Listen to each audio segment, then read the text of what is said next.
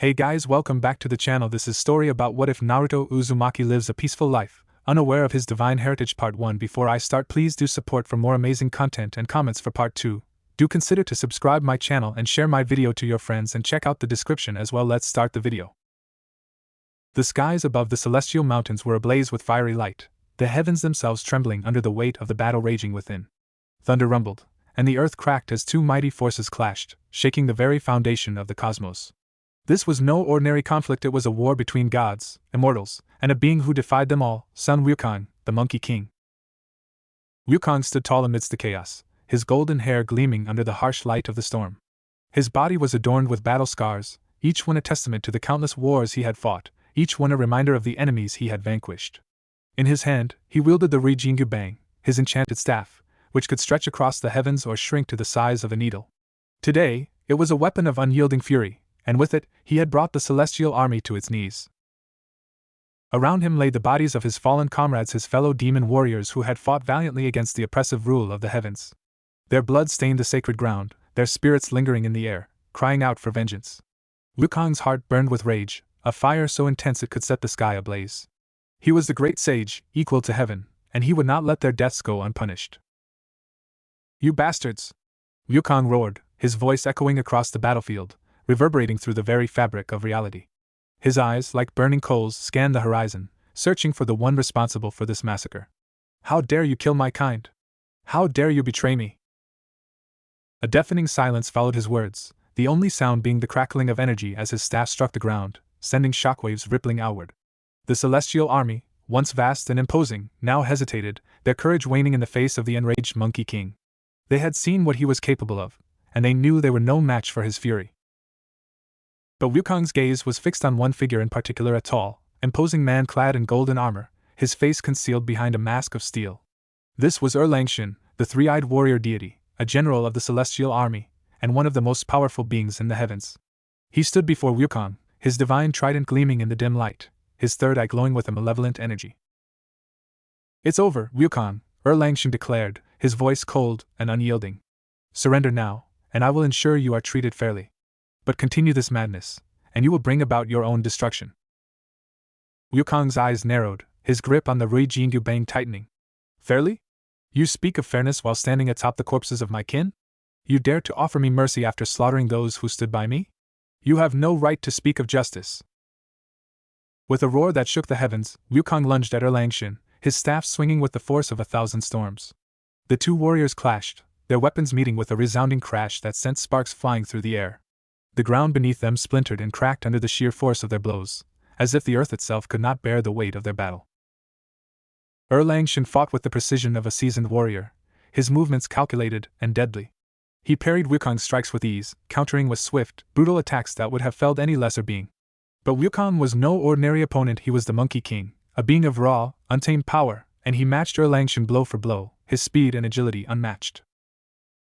The battle raged on, each strike from Wukong's staff resonating with the fury of a being who had been wronged one too many times. He fought with the desperation of someone who had nothing left to lose, his anger fueling his every move. But no matter how many times he struck, Erlangshin remained steadfast, his resolve unshaken. "Why do you resist, Wukong?" Erlangshin demanded as their weapons locked once more, the air crackling with energy around them.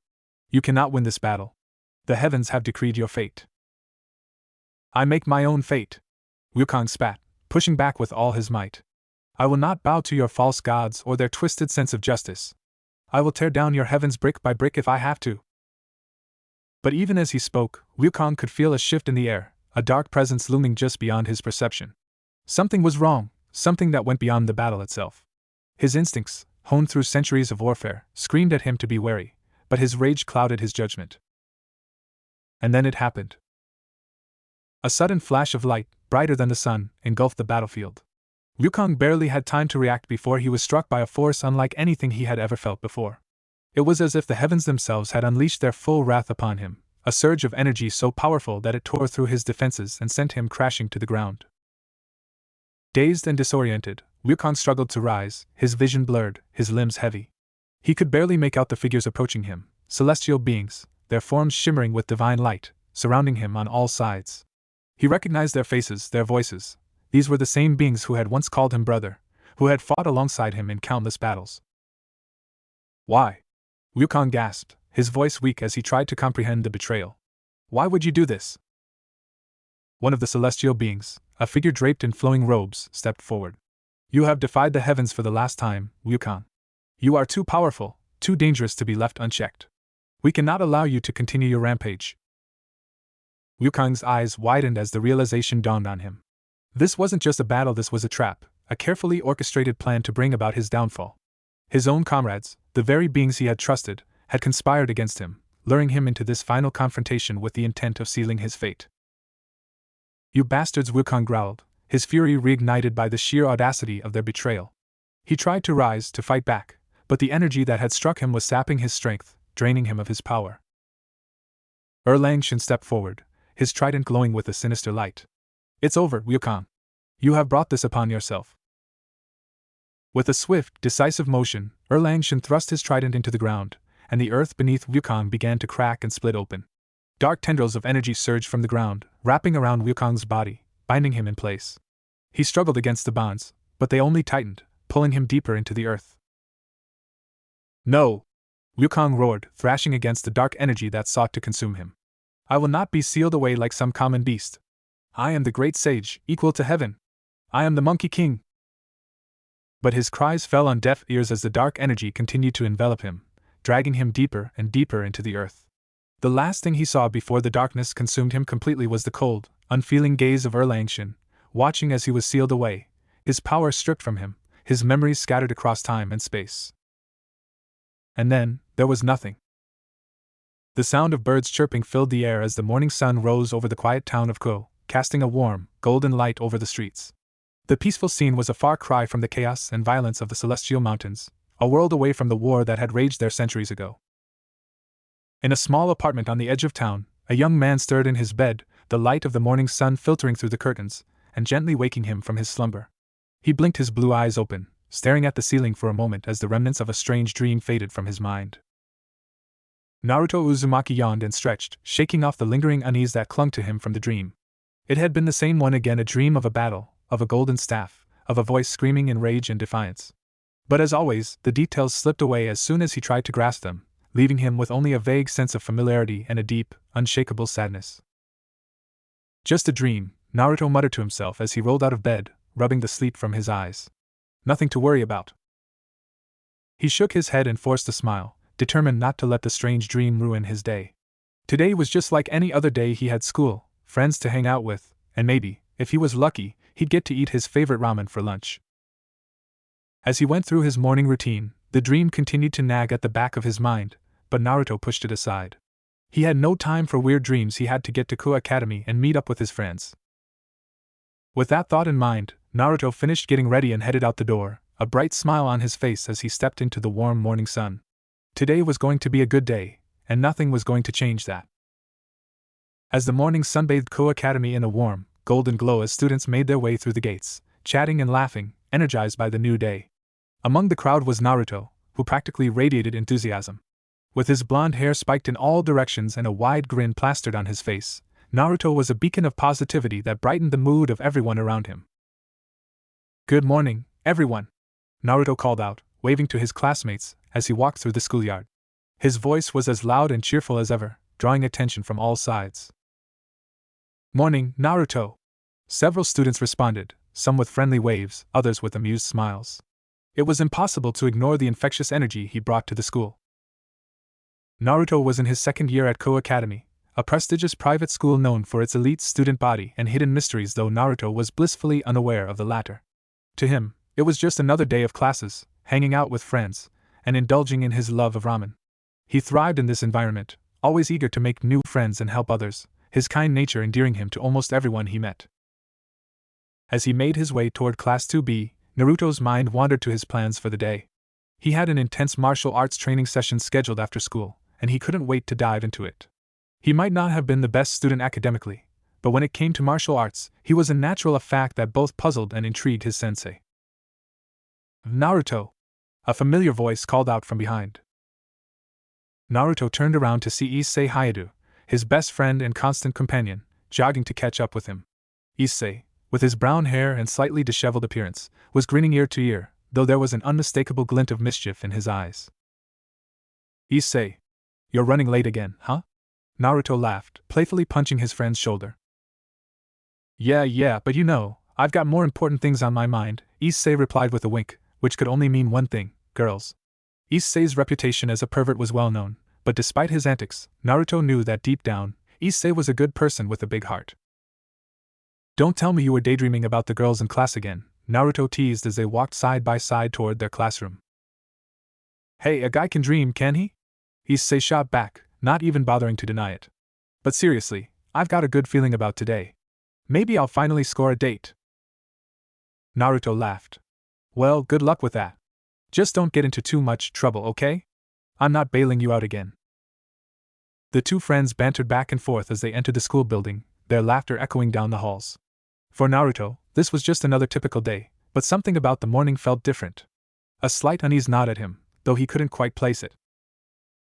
By the time they reached Class 2B, most of the students were already settled in, chatting amongst themselves, or hurriedly finishing up homework.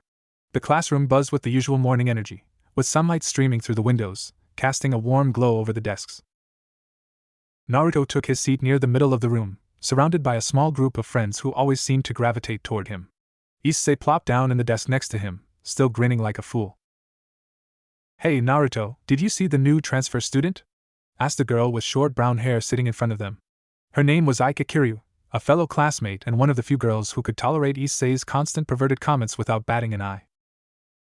Transfer student? Naruto tilted his head, curious. No, I didn't. Who is it? Some girl from overseas, Aika explained. She's really pretty, too. I heard she's already got a fan club. Great, another girl Issei's going to drool over, Naruto joked, giving Issei a sidelong glance. Hey, I can't help it if I appreciate beauty, Issei retorted, though his eyes lit up at the mention of a new pretty girl. The conversation shifted to the usual classroom chatter: homework, upcoming tests, weekend plans, but Naruto's mind drifted. For some reason, he couldn't shake the feeling that today was going to be different, though he didn't know why. As the morning classes began, Naruto found it increasingly hard to focus. His thoughts kept returning to the strange dreams he'd been having lately.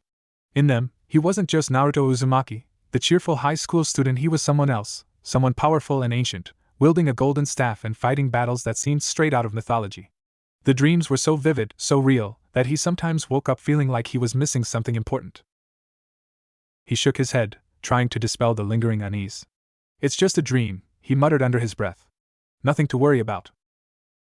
But as he glanced out the window, the feeling of déjà vu struck him again, stronger this time. It was as if he'd been here before, seen these people, lived this life, and yet, something was different, out of place. By the time lunch rolled around, Naruto's mood had improved considerably. The strange feeling from earlier had faded, and now all he could think about was food, specifically, ramen. He grabbed his lunch and headed outside with Issei, eager to enjoy the warm weather. The two of them found their usual spot under a large cherry blossom tree, where they often ate lunch together. As they sat down, Naruto noticed a group of girls passing by, giggling and whispering to each other. One of them shot a glance in Issei's direction and quickly turned away, blushing. Looks like you've got an admirer, Issei, Naruto teased, nudging his friend. Eh? Really? Which one? Issei asked, perking up immediately and scanning the group with eager eyes. Naruto laughed, shaking his head. You're hopeless, man. They dug into their lunches, the conversation flowing easily between them. Naruto listened with half an ear as Issei rambled on about his latest crush, but his mind kept drifting to the Occult Research Club. The club had always intrigued him, though he'd never been brave enough to check it out himself. He knew Rias Gremory, the club's president, was popular and well respected, but there was something about the club that felt off. You ever think about joining a club? Naruto asked suddenly, interrupting Issei's monologue. Huh? A club? Issei blinked, taken aback by the question. Not really. Why, are you thinking of joining one? Naruto shrugged. I dunno. I've been curious about the Occult Research Club. It seems interesting, you know? Issei gave him a skeptical look. The Occult Research Club? Isn't that for weirdos? I don't think so, Naruto replied, thoughtfully chewing on a piece of ramen. Rias Gremory is the president, and she's definitely not a weirdo. Plus, I've heard they do some cool stuff, like investigating supernatural phenomena. Issei chuckled. Supernatural? Come on, Naruto, you don't actually believe in that stuff, do you? Naruto grinned sheepishly. Well, it's not like I've seen anything supernatural, but I dunno. It could be fun to find out. You're such a dreamer, Issei said, though there was no malice in his tone. But hey, if you're interested, why not check it out?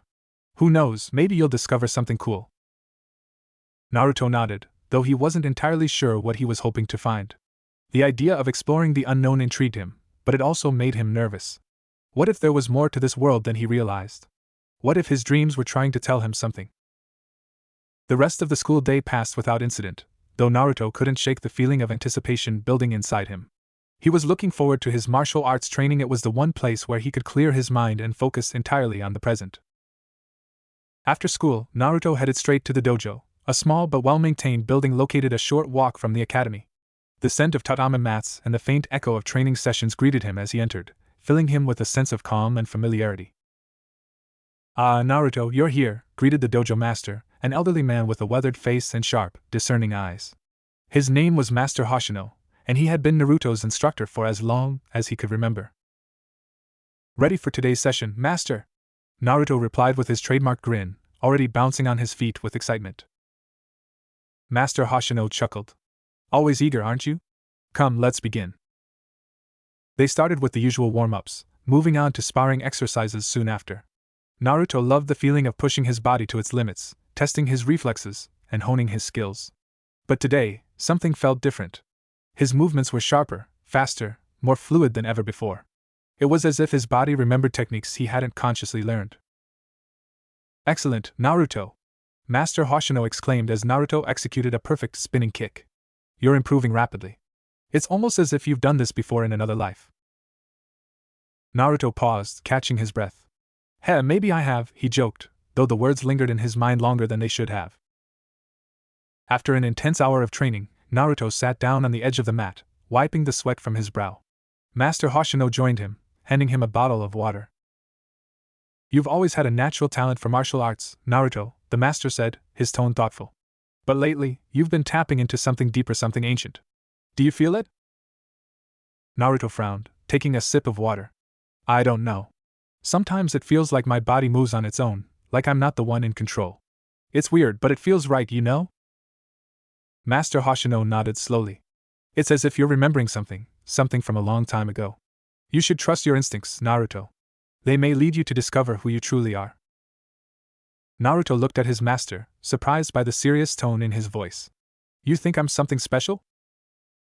I know you are, Master Hoshino replied with a small smile. But what that means is for you to discover. The words echoed in Naruto's mind as he left the dojo that evening, the sun setting in the distance. He felt a strange mix of emotions: excitement, curiosity, and a hint of fear. What was his master hinting at? And why did those dreams feel so real? As Naruto made his way home, his thoughts were still swirling with questions. The streets were quiet, the soft glow of streetlights casting long shadows on the pavement. Naruto loved this time of day, peaceful, calm, with just the right amount of solitude. But tonight something felt different. The air was heavy, almost electric, as if the world itself was holding its breath. Naruto slowed his pace, senses on high alert, though he couldn't pinpoint why. Just then, he spotted a familiar figure up ahead. It was Issei, standing by a vending machine, his back to Naruto. He seemed tense, his shoulders stiff, and Naruto frowned, wondering what could be bothering his friend. Hey Issei! Naruto called out, jogging over. What are you doing out here? Issei turned around, startled. And Naruto? What are you doing here? I was heading home from the dojo, Naruto explained, noticing the nervous look on Issei's face. What about you? You seem off. Issei scratched the back of his head, trying to play it cool. Oh, nothing. Just thinking. Naruto raised an eyebrow, unconvinced. Is this about that girl who asked you out today? You don't usually get this nervous about dates. Issei's eyes widened in surprise. How did you? I'm not blind, Naruto chuckled. But seriously, what's up? You're acting weird. Issei hesitated, then sighed. It's just I have this really bad feeling about it. Like something's gonna go wrong, but I don't know what. Naruto's own unease from earlier came rushing back, but he forced a smile. Come on, Issei. It's probably just nerves. I'm sure everything will be fine. Issei didn't look convinced, but he nodded anyway. Yeah, maybe you're right. I guess I'm just overthinking it.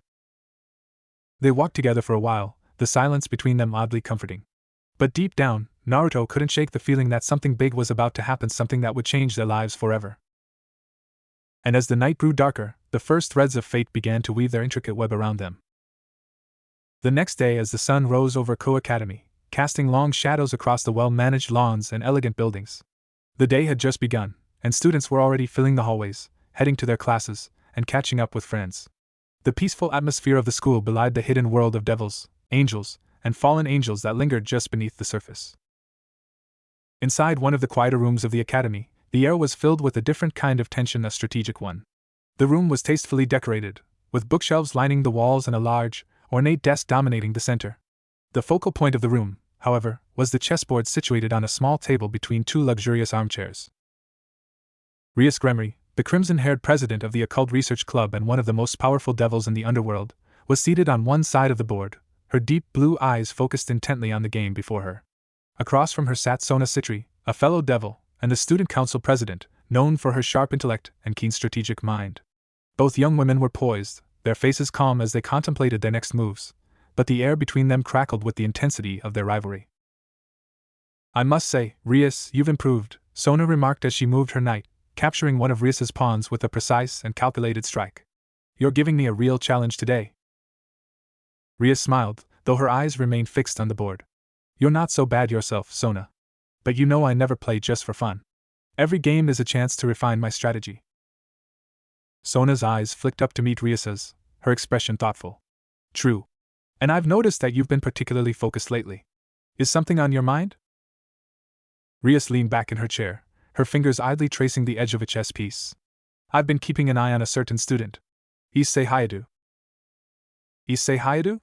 Sona repeated, raising an eyebrow. The perverted second year with a reputation for peeping on girls? What could possibly interest you about him? Rias's expression softened slightly, but her gaze remained serious. There's more to him than meets the eye. I can sense something inside him, something powerful, dormant, but ready to awaken. It's faint, but it's there. Sona leaned forward, intrigued. You think he has potential? Definitely, Rias confirmed, her voice steady. I'm planning to make my move soon. I believe he could be a valuable addition to my peerage, but I want to be sure before I act. Sona nodded, considering Rias's words carefully. Interesting. If you're right, he could be quite the asset. But what about his friend? That blonde boy Naruto Uzumaki, isn't it? He's always with Issei. Have you sensed anything from him?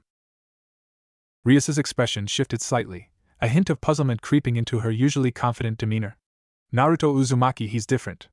I've observed him a few times, and what's strange is that I can't sense anything from him at all. No aura, no energy, nothing. It's like he's a void. A void? Sona repeated, her curiosity piqued. That's unusual. Even humans with no special abilities have some sort of presence, however faint. But you're saying he has none? Rias nodded, her brows furrowing. Exactly. It's like he's completely ordinary, almost too ordinary. I've never encountered anyone like him before. It's as if he doesn't exist in our world. Sona considered this for a moment, her mind working through the implications.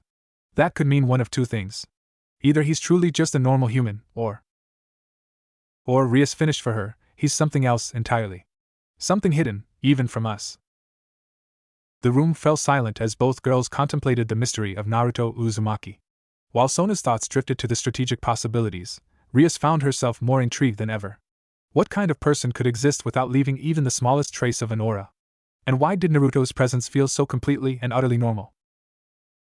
I think I'll keep watching him as well, Rias decided finally, moving one of her pieces on the board. But for now, my focus is on Issei. His power could be a game changer. Sona smiled, a hint of admiration in her eyes. You always did have a knack for finding diamonds in the rough, Rias. I'll be interested to see how this plays out. Their conversation shifted back to the game, the pieces on the board moving with careful deliberation. But even as they played, both Rias and Sona couldn't shake the feeling that something important was on the horizon, something that involved both Issei and Naruto in ways they couldn't yet understand. While Rias and Sona were deep in their chess match, Naruto was oblivious to the quiet deliberations that were taking place. The morning had started just like any other, with Naruto bounding out of bed with his usual enthusiasm and energy, ready to take on the day. After a quick breakfast, Naruto headed to school, meeting up with Issei along the way. The two friends fell into their usual banter as they walked to Ko Academy, discussing everything from the latest school rumors to what they plan to do after classes. So, Naruto, I've been thinking about that date tomorrow night, Issei said, a hint of nervousness in his voice. You know, the one with Yuma? Naruto grinned, clapping his friend on the back. Finally, huh? Don't worry about it, Issei. Just be yourself, and you'll be fine. Besides, I've got your back if anything goes wrong. Issei chuckled, though he couldn't quite hide his anxiety. Yeah, I know. It's just something about it feels a little off, you know? But I'm probably just overthinking it. Hey, if it makes you feel better, I'll be nearby, Naruto offered, his tone reassuring. But you've got this. Just relax and enjoy it. As they reached the school gates, Issei nodded, trying to push his worries aside. Thanks, Naruto. I'm really lucky to have a friend like you. Anytime, buddy, Naruto replied with a bright smile. Now let's get to class before we're late. As they walked through the hallways, they were soon joined by two other students, Matsuda and Motohama, Issei's other best friends and fellow members of the so-called perverted trio. Matsuda, the taller of the two, had a mischievous grin plastered on his face, while Motohama, who was shorter and wore glasses, looked equally excited. There's the man of the hour, Matsuda called out, clapping Issei on the back a little harder than necessary. Heard about your big date with that hottie Yuma. You lucky dog. Motohama adjusted his glasses, which glinted in the morning light. You've got to tell us everything afterward, Issei. We want all the juicy details. Issei chuckled nervously, though he couldn't hide the blush creeping up his cheeks. Yeah, well, I'll let you guys know how it goes. If it goes well, that is. Naruto grinned at the trio, shaking his head in amusement. Issei's friends were always up to something, and while their antics often got them into trouble, there was no denying that they had each other's backs.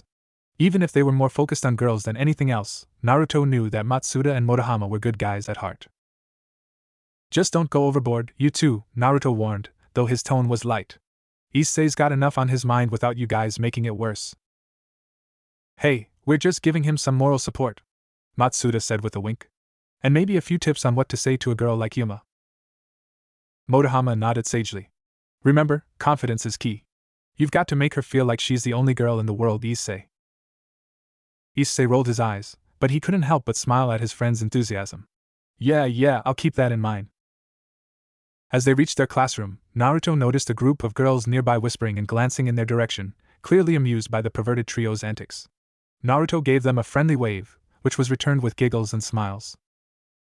Come on, guys, let's get to class before we end up being late, Naruto urged, leading the way into the classroom. Issei, Matsuda, and Motohama followed, the three of them still discussing Issei's upcoming date in hushed tones. Naruto found himself drifting through the lessons, his mind only half engaged with the material. He was more concerned with keeping an eye on Issei, who seemed increasingly jittery as the day went on. Despite Naruto's reassurances, it was clear that the upcoming date with Yuma was weighing heavily on his friend's mind. Matsuda and Motohama were, of course, no help at all. They spent most of the day whispering not-so-subtle advice to Issei, who alternated between laughing at their ridiculous suggestions and groaning at their lack of tact. Naruto found himself chuckling at their antics, grateful for the distraction they provided. But as the day wore on, Naruto couldn't shake the feeling that something was brewing just beneath the surface. It was a subtle sensation, like a low hum at the edge of his awareness, but it was persistent. He tried to ignore it, telling himself that it was just the usual pre-weekend excitement, but a small part of him remained on edge. When the final bell rang, signaling the end of the school day, Naruto quickly gathered his things and waited for Issei by the door. Matsuda and Motohama had already left, no doubt to continue their scheming elsewhere. You ready to head out? Naruto asked as Issei approached, a faint smile on his face. Issei nodded, though his nervousness was still evident. Yeah, just need to get home and figure out what to wear for tomorrow. You think I should go with something casual or try to dress up a bit? Naruto considered it for a moment. I'd say keep it casual but neat. You want to look good, but not like you're trying too hard, you know? Right, casual but neat, Issei repeated, as if committing the advice to memory. Thanks, Naruto. I don't know what I'd do without you. Probably get into a lot more trouble, Naruto joked, earning a laugh from Issei. As they made their way out of the school, Naruto kept the conversation light, talking about everything except the date. He could tell Issei needed the distraction, and he was more than happy to provide it. But as they parted ways at the usual spot, Naruto couldn't help but give his friend one last piece of advice. Just remember, Issei, whatever happens, just be yourself. That's what's going to make this date a success. Issei smiled, the nervousness in his eyes softening just a bit. Thanks, Naruto. I'll try to keep that in mind. With that, they went their separate ways, Issei heading home to prepare for his big night, and Naruto walking the familiar path back to his own apartment. The sun was beginning to set, casting the town in a warm, golden light. It was a beautiful evening, the kind that made everything feel right with the world. The following day at Konoha Academy was abuzz with the usual energy of students, but for Issei Hayadu, the day felt anything but ordinary. His nerves had been on edge since the moment he woke up, and as the hours ticked by, the reality of his upcoming date with Yuma Amano began to settle in with full force. It was his first real date, and despite all the bravado he put on for his friends, Issei couldn't shake the feeling that something monumental was about to happen. Naruto picked up on Issei's anxiety the moment they met up before school. Issei's usually carefree demeanor was replaced by a mixture of excitement and trepidation, and while Naruto did his best to keep things light, he knew better than to push Issei too much. So, tonight's the big night, huh? Naruto said with a grin as they walked to school, their footsteps echoing on the sidewalk. Issei nodded, swallowing nervously. Yeah, I guess so. I mean, it's just a date, right? Nothing to be worried about, right? Naruto laughed, clapping Issei on the back. You'll be fine, Issei. Just remember what we talked about, be yourself, have fun, and don't overthink it. She already said yes, so she's clearly interested in you. Issei managed a smile, though his eyes betrayed his lingering doubt. Yeah, you're right. I just don't want to mess it up, you know? You won't, Naruto reassured him. And if you do, just laugh it off. Confidence, remember? Right, confidence, Issei repeated, trying to bolster his own spirits. Thanks, Naruto. I really appreciate it. The two continued to chat as they made their way to class, joined shortly by Matsuda and Motohama, who, as expected, bombarded Issei with more dating advice, some of it more useful than others. Naruto watched with amusement as Issei tried to fend off their more outrageous suggestions, but he was glad to see that their antics were helping to lighten Issei's mood. By the time lunch rolled around, Issei seemed more at ease, though he still fidgeted with his lunchbox as they sat under the cherry blossom tree. Naruto, always the supportive friend, kept the conversation focused on everyday topics, steering clear of anything that might remind Issei of his nerves. So, Naruto, Matsuda said suddenly, changing the subject. Any plans for tonight, or are you just going to keep an eye on Issei from the shadows? Naruto grinned, shaking his head. I'm not going to stalk him, if that's what you're asking. I've got my own plans, probably just going to relax, maybe hit the dojo for a bit. But I'll be nearby if Issei needs me. Motohama adjusted his glasses, a knowing look in his eyes. You're a good friend, Naruto. But you should take it easy too. Not every night has to be an adventure, you know. Naruto chuckled. Yeah, I know. Tonight's all about Issei. I'll just be hanging out in the background. The day passed quickly after that, and before they knew it, the final bell rang, signaling the end of the school day. Naruto watched as Issei gathered his things, his movements a little more deliberate than usual. You got this, man, Naruto said, giving Issei a thumbs up as they prepared to leave. Just have fun, and remember what we talked about. Issei nodded, a determined look in his eyes. Thanks, Naruto. I'll let you know how it goes. With that, Issei headed out, leaving Naruto behind with Matsuda and Motohama, who were still snickering about their more ridiculous advice. Naruto waved them off, promising to catch up with them later, and made his way out of the school. As he walked home, Naruto couldn't help but feel a strange sense of anticipation. He wasn't sure why, but something about tonight felt significant. Maybe it was just his concern for Issei, but a part of him couldn't shake the feeling that something bigger was at play. As the sun dipped below the horizon, casting the town of Konoha in a warm, dusky glow, Issei stood nervously outside the train station, waiting for Yuma Amano to arrive. He had spent far too long debating what to wear, finally settling on a casual but neat outfit, just as Naruto had advised. Now all that was left to do was meet his date, and hope that everything went smoothly. Come on, Issei, he muttered to himself, trying to calm his racing heart. You've got this. Just be cool. Just as he was beginning to worry that he'd shown up too early, he spotted Yuma walking toward him, her dark hair catching the last rays of sunlight. She looked stunning in a simple but elegant dress, and her smile was warm and inviting as she approached. Hi, Issei. Yuma greeted him cheerfully, her voice sweet and melodic. Sorry if I kept you waiting. Issei felt his heart skip a beat, but he managed to return her smile. No, not at all. You look great. Yuma blushed slightly, her smile widening. Thank you. You look nice too.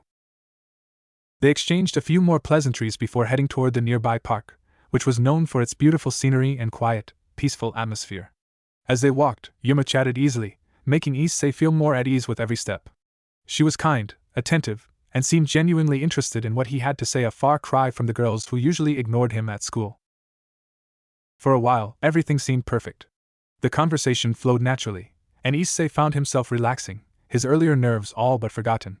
He even managed to make Yuma laugh a few times, which filled him with a sense of accomplishment. But as the evening wore on and the sun disappeared completely, leaving the park bathed in the soft glow of streetlights, a strange feeling began to creep into Issei's mind. It was subtle at first, like a whisper at the edge of his consciousness, but it grew stronger with each passing minute. Yuma must have noticed his shift in mood because she suddenly stopped and turned to face him, her expression serious. Issei, can I ask you something? She said, her voice soft but carrying an undertone of something Issei couldn't quite place. Sure, Issei replied, feeling his heart rate pick up again. What is it? Yuma hesitated for a moment, as if searching for the right words. Then she stepped closer, her eyes locking onto his with an intensity that made his breath catch. Do you believe in the supernatural? She asked, her voice barely above a whisper. Issei blinked, taken aback by the question. The supernatural? You mean like ghosts and stuff? Yuma smiled faintly, but there was a sadness in her eyes that Issei hadn't noticed before. Yes, but not just ghosts. Angels, devils, fallen angels, do you believe in any of that? Issei felt a shiver run down his spine, though he couldn't explain why. I guess I never really thought about it. I mean, it's just stories, right? Yuma's smile faded completely, replaced by an expression of regret. I wish it were that simple, Issei. But the truth is the supernatural is very real. Issei, Yuma said softly, stepping closer to him, her voice barely above a whisper. There's one more thing I need to ask you. Issei's nervousness, which had been fading throughout the evening, suddenly returned in full force. What is it, Yuma? You can ask me anything. Yuma hesitated, her eyes locking onto his with an intensity that made his breath catch. She took another step forward, closing the distance between them until she was right in front of him. She reached out and gently took his hands in hers, her touch warm and soft. Issei, would you do something for me? She asked, her voice trembling slightly. Issei's heart pounded in his chest. He could feel the warmth of her hands, the softness of her breath as she stood so close. Of course, Yuma. I'd do anything for you. Yuma's smile was bittersweet, almost sad, as she looked up at him. Then would you die for me? The words hit Issei like a sledgehammer, knocking the breath out of him. His mind reeled, trying to make sense of what she had just said. What? Die for you? What are you talking about? Before he could pull away, Yuma's grip on his hands tightened, and her expression shifted from sadness to something far darker. Her eyes, once filled with warmth, were now cold and unfeeling, and the sweet girl he had spent the evening with seemed to vanish before his eyes. Thank you, Issei, Yuma whispered, her voice now carrying an eerie, otherworldly tone. I knew you'd understand. In a flash, everything changed. The warm, gentle girl was gone, replaced by something terrifying. Black, feathered wings erupted from her back, unfurling to their full span, and her innocent smile twisted into a cruel, mocking grin. Her clothes transformed into a dark, revealing outfit that seemed to radiate malevolent energy. Issei's heart stopped as he watched the transformation, his mind struggling to process what was happening. For a second he was sure he had saw a pair of breasts. Yuma, what's going on? What are you? Issei's voice trembled, fear taking hold as he took a step back, trying to escape the grip she still held on his hands. The girl, who was now revealed as Rainier, a fallen angel, laughed softly, her eyes glinting with sadistic pleasure. Poor, sweet Issei. You really thought you were special, didn't you? That you were going to get the girl of your dreams? She released his hands and took a step back, summoning a spear of light that crackled with energy, illuminating the dark surroundings. Issei stared at the weapon in horror, his mind screaming at him to run, but his body refused to move. Why? Issei stammered, his voice shaking. Why are you doing this? Rainier tilted her head, her expression almost pitying. Because you're a threat, Issei. There's something inside you, something powerful that could be very dangerous if it awakens. And it's my job to make sure that never happens. Issei's legs finally obeyed his mind's frantic commands, and he tried to back away, but Rainier was faster. In an instant, she was in front of him, the spear of light aimed directly at his chest. Goodbye, Issei, she said coldly, no trace of the girl he had known left in her voice. Before he could react, Reina thrust the spear forward, impaling Issei through the chest. The world seemed to slow down as the searing pain tore through him, his body going numb as the light from the spear consumed him. Issei's vision blurred, the edges of his consciousness darkening as he felt his life slipping away. The last thing he saw before everything went black was Rainer's cruel smile, and the thought that he had been so close to something real, something good, only for it to be ripped away in an instant. But even as the darkness closed in, a small, desperate thought flickered in his mind, a plea, a cry for help, for someone, anyone, to save him. And then, as if in response to his silent plea, a soft, soothing voice echoed in the depths of his consciousness. Do you wish to live? Issei's fading mind latched onto the voice, a glimmer of hope in the overwhelming darkness. Do you wish to be saved? Yes, Issei thought, the word echoing in his mind, though he lacked the strength to say it aloud. Please, I don't want to die. The voice, gentle yet powerful, resonated through his being. Then I shall give you a second chance. In the next instant, the pain began to fade, replaced by a strange warmth that spread through his body. The darkness that had been closing in around him retreated, and a soft, golden light enveloped him, cradling him in its warmth. Issei's consciousness slipped away entirely, and everything went black. The sound of birds chirping outside the window gently stirred Issei from his sleep. He groaned softly, rubbing his eyes as he slowly woke up. The morning sunlight streamed into his room, casting a warm glow across his bed. For a moment, he lay there, staring at the ceiling, trying to piece together the fragments of the strange, unsettling dream he had just experienced. He remembered bits and pieces. Yuma, the girl he had gone on a date with, had suddenly turned into something terrifying. A fallen angel. There was a spear of light, a flash of pain, and then nothing. The dream had been so vivid, so real, but now, in the light of day, it felt distant, like a fading memory. Issei sighed, pushing himself up to sit on the edge of his bed. Man, what a weird dream. Shaking his head, he stood up and stretched, trying to shake off the lingering unease. I really need to stop watching creepy movies before bed, he muttered to himself as he headed to the bathroom to get ready for school. As he brushed his teeth, Issei's mind kept drifting back to Yuma. The dream had been so vivid that he could still picture her smile, hear her voice. He couldn't help but wonder what she was doing now. After all, the date had real, hadn't it? With that thought in mind, Issei finished getting ready, grabbed his bag, and headed downstairs. His parents were already gone for the day, leaving him alone in the house as usual. He quickly grabbed a piece of toast, stuffed it into his mouth, and dashed out the door. As he made his way to school, Issei's thoughts kept circling back to Yuma. He decided to ask his friends about her, just to see if they remembered her too. After all, they had all talked about the date before it happened. Surely they'd remember, right? When he arrived at school, he was greeted by the usual bustle of students rushing to their classes. Spotting Matsuda and Motohama near the entrance, Issei quickly made his way over to them. Hey guys! Issei called out, waving as he approached. Do you remember Yuma? The girl I went on a date with yesterday? Matsuda and Motohama exchanged confused looks before turning back to Issei. Yuma? Matsuda repeated, scratching his head. Who's that? Motohama adjusted his glasses, looking equally puzzled. Yeah, Issei, who are you talking about? I don't remember any girl named Yuma. Issei felt a chill run down his spine. You guys, you were the ones who gave me advice for the date. How could you not remember her? Matsuda shook his head. Sorry, man. I have no idea who you're talking about. Are you sure you didn't just dream it? Issei's heart sank as he looked at his friends, their faces blank and uncomprehending. How could they not remember? The date was real, he was sure of it. But now, it seemed like he was the only one who had any memory of Yuma at all. Before he could question them further, a familiar voice called out to him from behind. Issei. Issei turned around to see Naruto Uzumaki jogging over, a wide grin on his face as always. The blonde-haired boy was full of energy, his bright blue eyes shining with curiosity. Naruto, hey, Issei greeted him, trying to hide his confusion. What's up? Naruto came to a stop in front of him, still grinning. So, how'd it go, man? How was the big date? Issei blinked in surprise. You remember? You remember Yuma? Naruto gave him a strange look. Yeah? Of course I remember. You told me all about it yesterday, remember? So, how'd it go? Did you score a second date? Issei's confusion deepened. No one else remembers her, they all act like she never existed. Naruto frowned, glancing over at Matsuda and Motohama, who were still standing nearby. What? That's weird. Maybe everyone's just playing a prank on you or something. You know how these guys are. Issei looked at his friends, who were now shrugging and shaking their heads, clearly just as confused as he was. But it doesn't make sense. Why would they forget her? Naruto shrugged. Beats me. But hey, don't worry about it too much.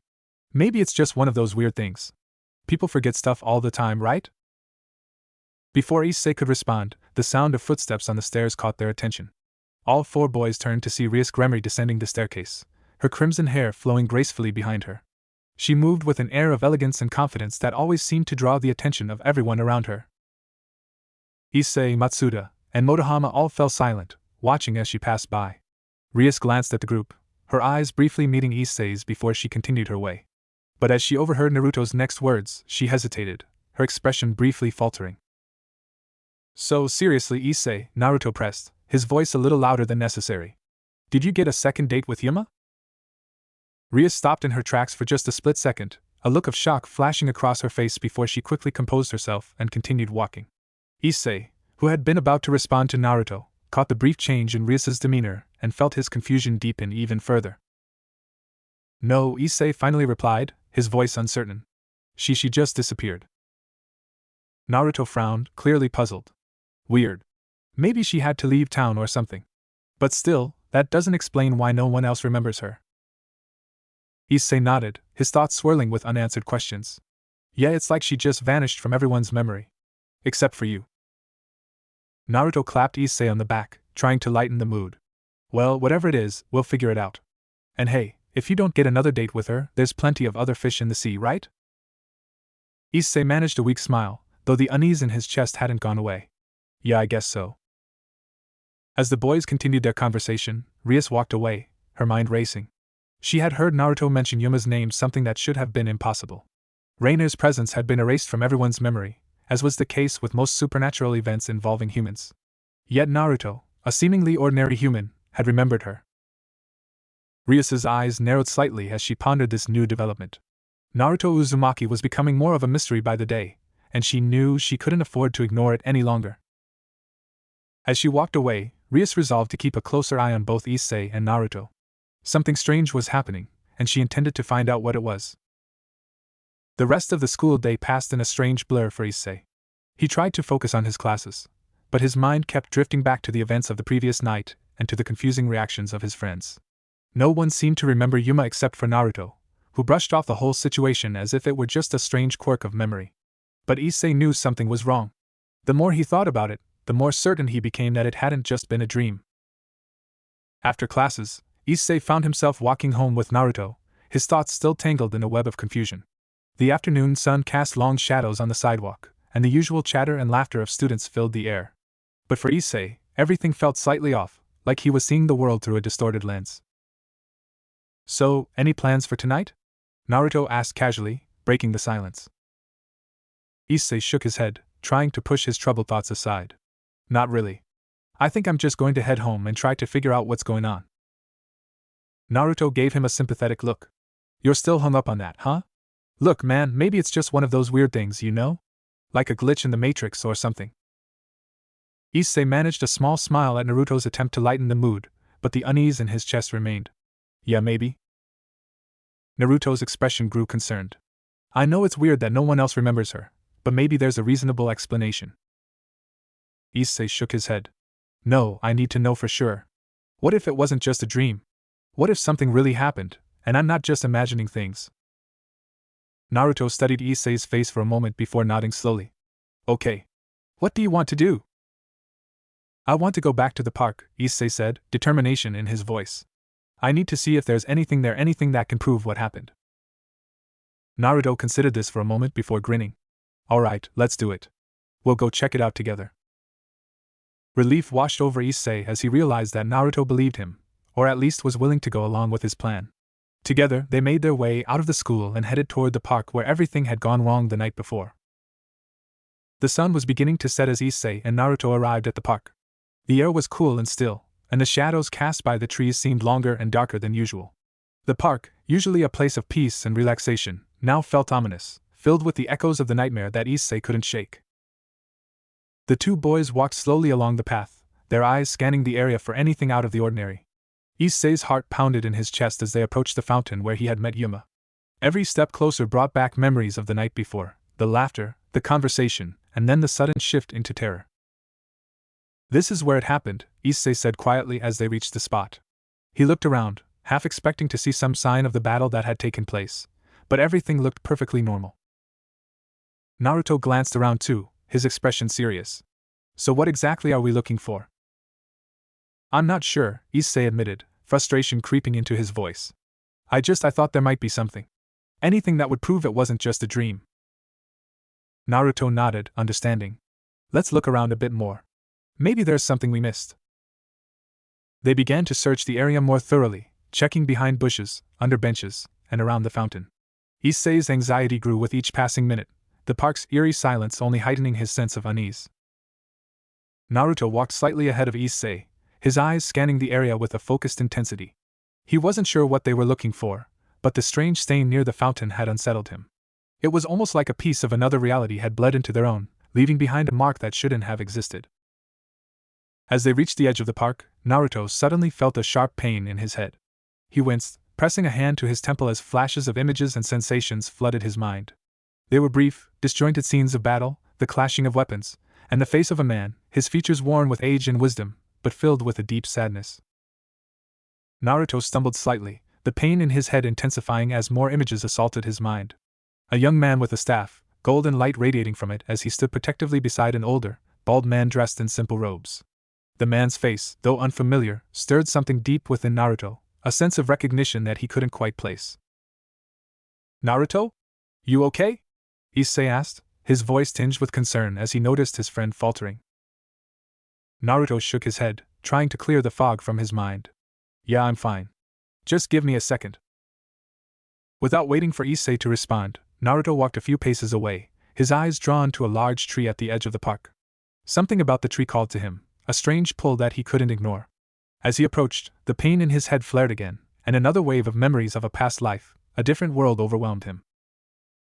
Leaning against the tree, Naruto closed his eyes, trying to steady his breathing. What is this? What's happening to me?" "Old friend."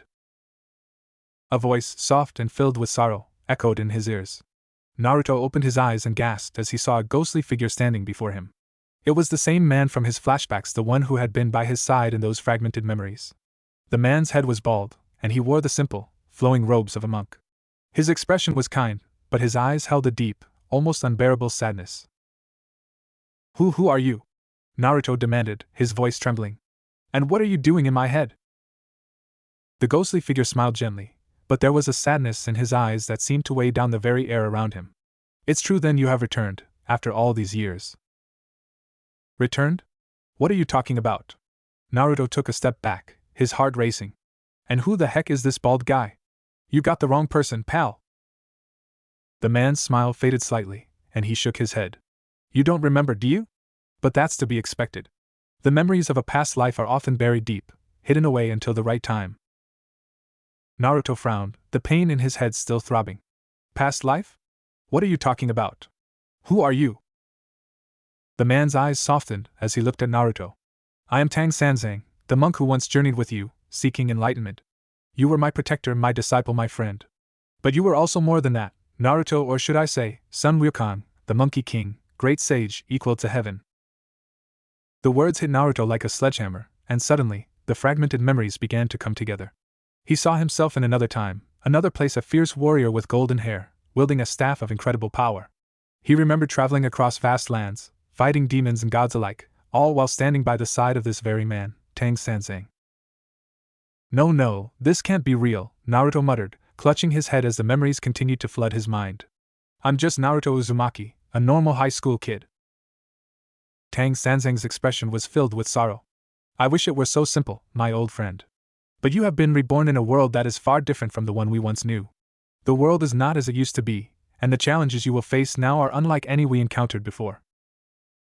Naruto squeezed his eyes shut, the pain in his head intensifying. Why does my head hurt so much? Why are these memories coming back now?" Before Tang Sanzang could answer, the sky above them began to change. The soft twilight hues of the evening were replaced by a dark, ominous purple, and the air grew heavy with an unnatural energy.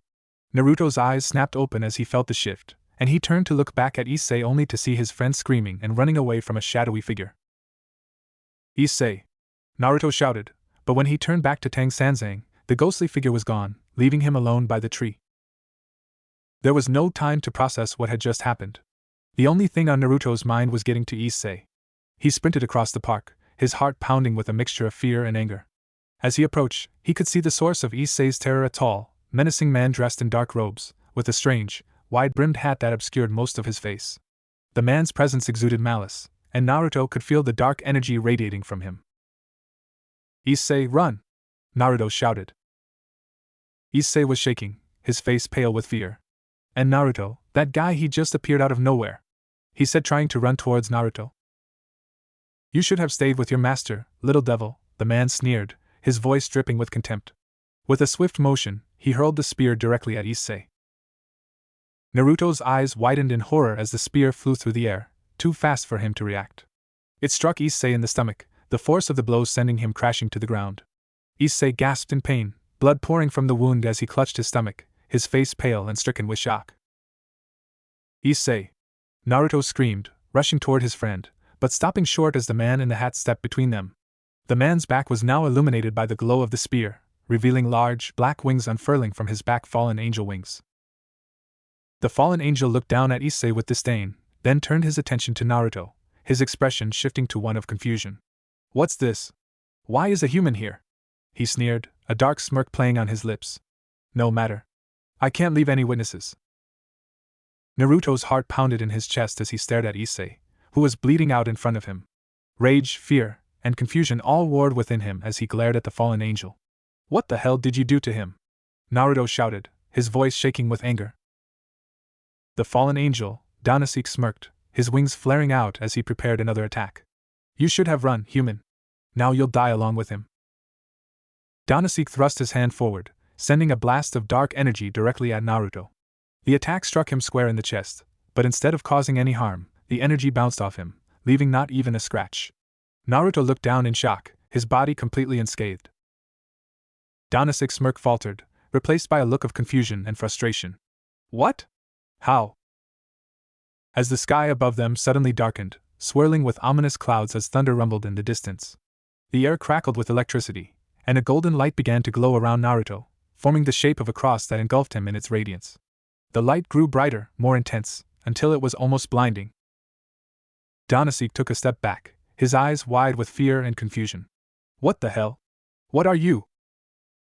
Naruto's eyes snapped open, glowing with an intense blue light, his pupils now tinged with a golden hue. His entire body radiated power, and as he reached out with his hands, it was as if he was gripping an invisible staff. The world around them seemed to freeze, and in that moment, a wave of energy rippled out from Naruto, reverberating through the fabric of reality itself. All across the world, gods, celestial beings, and powerful entities alike felt the disturbance, a presence they had not sensed in eons. The Monkey King, Sun Wukong, had returned. Danasik, now trembling with fear, stumbled backward. "Impossible, this can't be happening." Naruto, still holding the invisible staff, stepped forward, his expression filled with a calm fury. "You hurt my friend and you won't get away with it." Danasik, realizing that he was no match for this newly awakened power, tried to retreat, but it was too late. Naruto swung the invisible staff with incredible speed, and though it was unseen, the force of the blow was undeniable. Danasik was sent flying across the park, crashing into a tree with a sickening thud. Before Danasik could recover, the sky above them lit up with a crimson light, and Ryusuke Remri appeared, teleporting into the park with Akino Himejima and Kaneko Tuja by her side. The three girls immediately sensed the gravity of the situation, the dark energy from Danasik, Issei's rapidly fading life force, and the overwhelming power emanating from Naruto. Ryusuke's eyes widened as she took in the scene, her heart pounding in her chest. What is this power?" Akino, usually calm and composed, stared in shock. "I've never felt anything like it." Kaneko could only watch in stunned silence as the events unfolded before them. Naruto, still glowing with the golden light, turned to look at Issei, who was barely conscious, blood pooling around him. The sight of his friend in such a state reignited the rage within him, and he turned back to Danasik, who was struggling to stand. You won't hurt anyone else, Naruto said, his voice resonating with a power that was both ancient and unyielding. Danasik, realizing that he was outmatched, tried to flee, his wings beating furiously as he attempted to take to the sky. But before he could escape, Naruto raised his invisible staff and brought it down with incredible force. The ground beneath Danasik shattered, and the fallen angel was driven into the earth, his body collapsing under the weight of the attack. Rias quickly knelt beside Issei, her hands glowing with a soft, red light as she tried to heal him. Issei, hold on, you're going to be okay.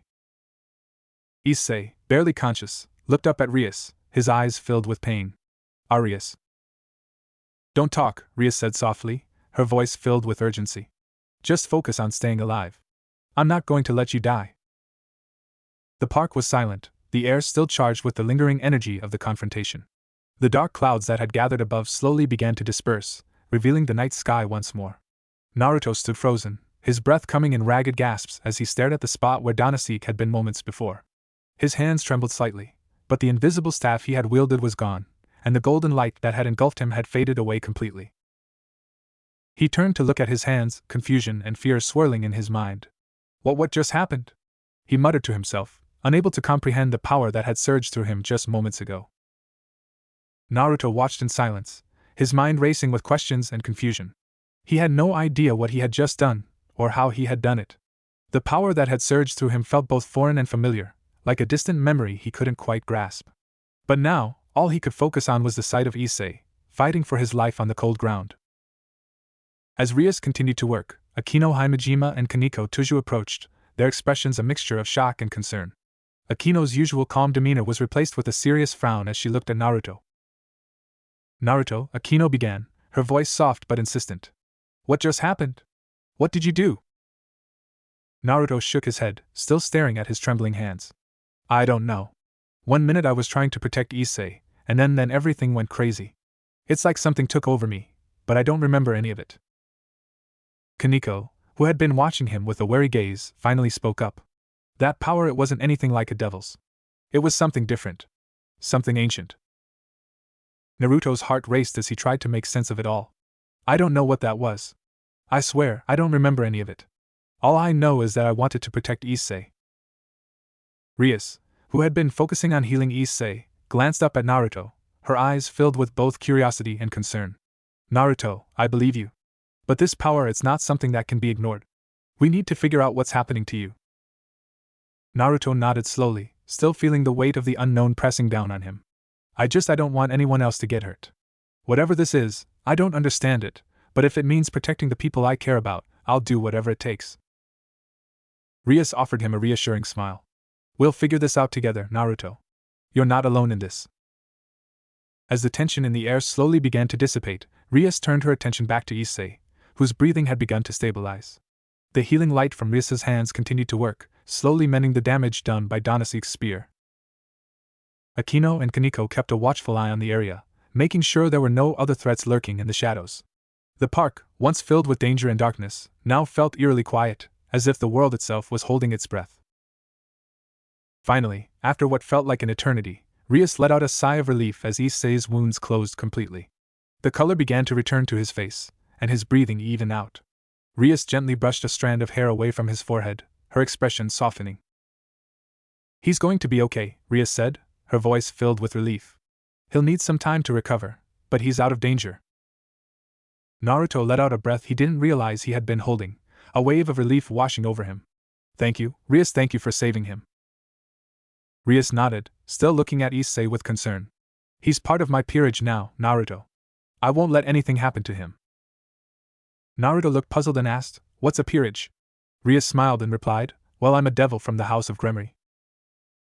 Naruto nodded slowly. Right, let's get Issei out of here first, then you can tell me more about this peerage and the House of Gremory. Rias nodded her head. As the night grew darker, Naruto carried Issei back to safety. The events of the evening had left everyone shaken, but the questions surrounding Naruto's mysterious power remained at the forefront of their minds. Naruto, still unsure of what had just happened, couldn't help but feel a deep sense of unease. The memories that had briefly flashed through his mind, the overwhelming power that had surged through him, it was all too much to process. But as they made their way back, one thing was clear: whatever had been awakened within Naruto was only the beginning, and the answers they sought would change everything they thought they knew. The Monkey King had returned. And with his return, the balance of the supernatural world had been irrevocably altered. Issei's consciousness drifted slowly from the depths of sleep to the edge of wakefulness. The warmth of his bed and the softness of the sheets made him want to stay curled up and comfortable, but something felt different, unfamiliar. The scent of vanilla and roses filled his senses, a fragrance that wasn't normally part of his morning routine. His eyes fluttered open, and for a moment, he just stared at the ceiling, trying to shake off the remnants of a strange, disjointed dream. Memories of the previous night flickered through his mind: the attack by the fallen angel, the searing pain, Naruto's impossible power, and then darkness. He groaned softly, trying to make sense of it all. Was it just a dream? As he turned his head to the side, his heart nearly stopped. There, lying beside him in bed, was Rias Gremory, completely naked, with her long crimson hair cascading over the pillow. Her soft, porcelain skin practically glowed in the early morning light, and she had a serene expression on her face, as if this was the most natural thing in the world. Issei's eyes widened, and he felt his face flush a deep crimson. What the? His sudden exclamation caused Rias to stir. She opened her eyes slowly, her deep blue gaze locking onto his. For a moment, there was silence as they simply stared at each other, the reality of the situation sinking in. Good morning, Issei, Rias said softly, her voice carrying a hint of amusement. She stretched slightly, the movement drawing Issei's attention to the curves of her body.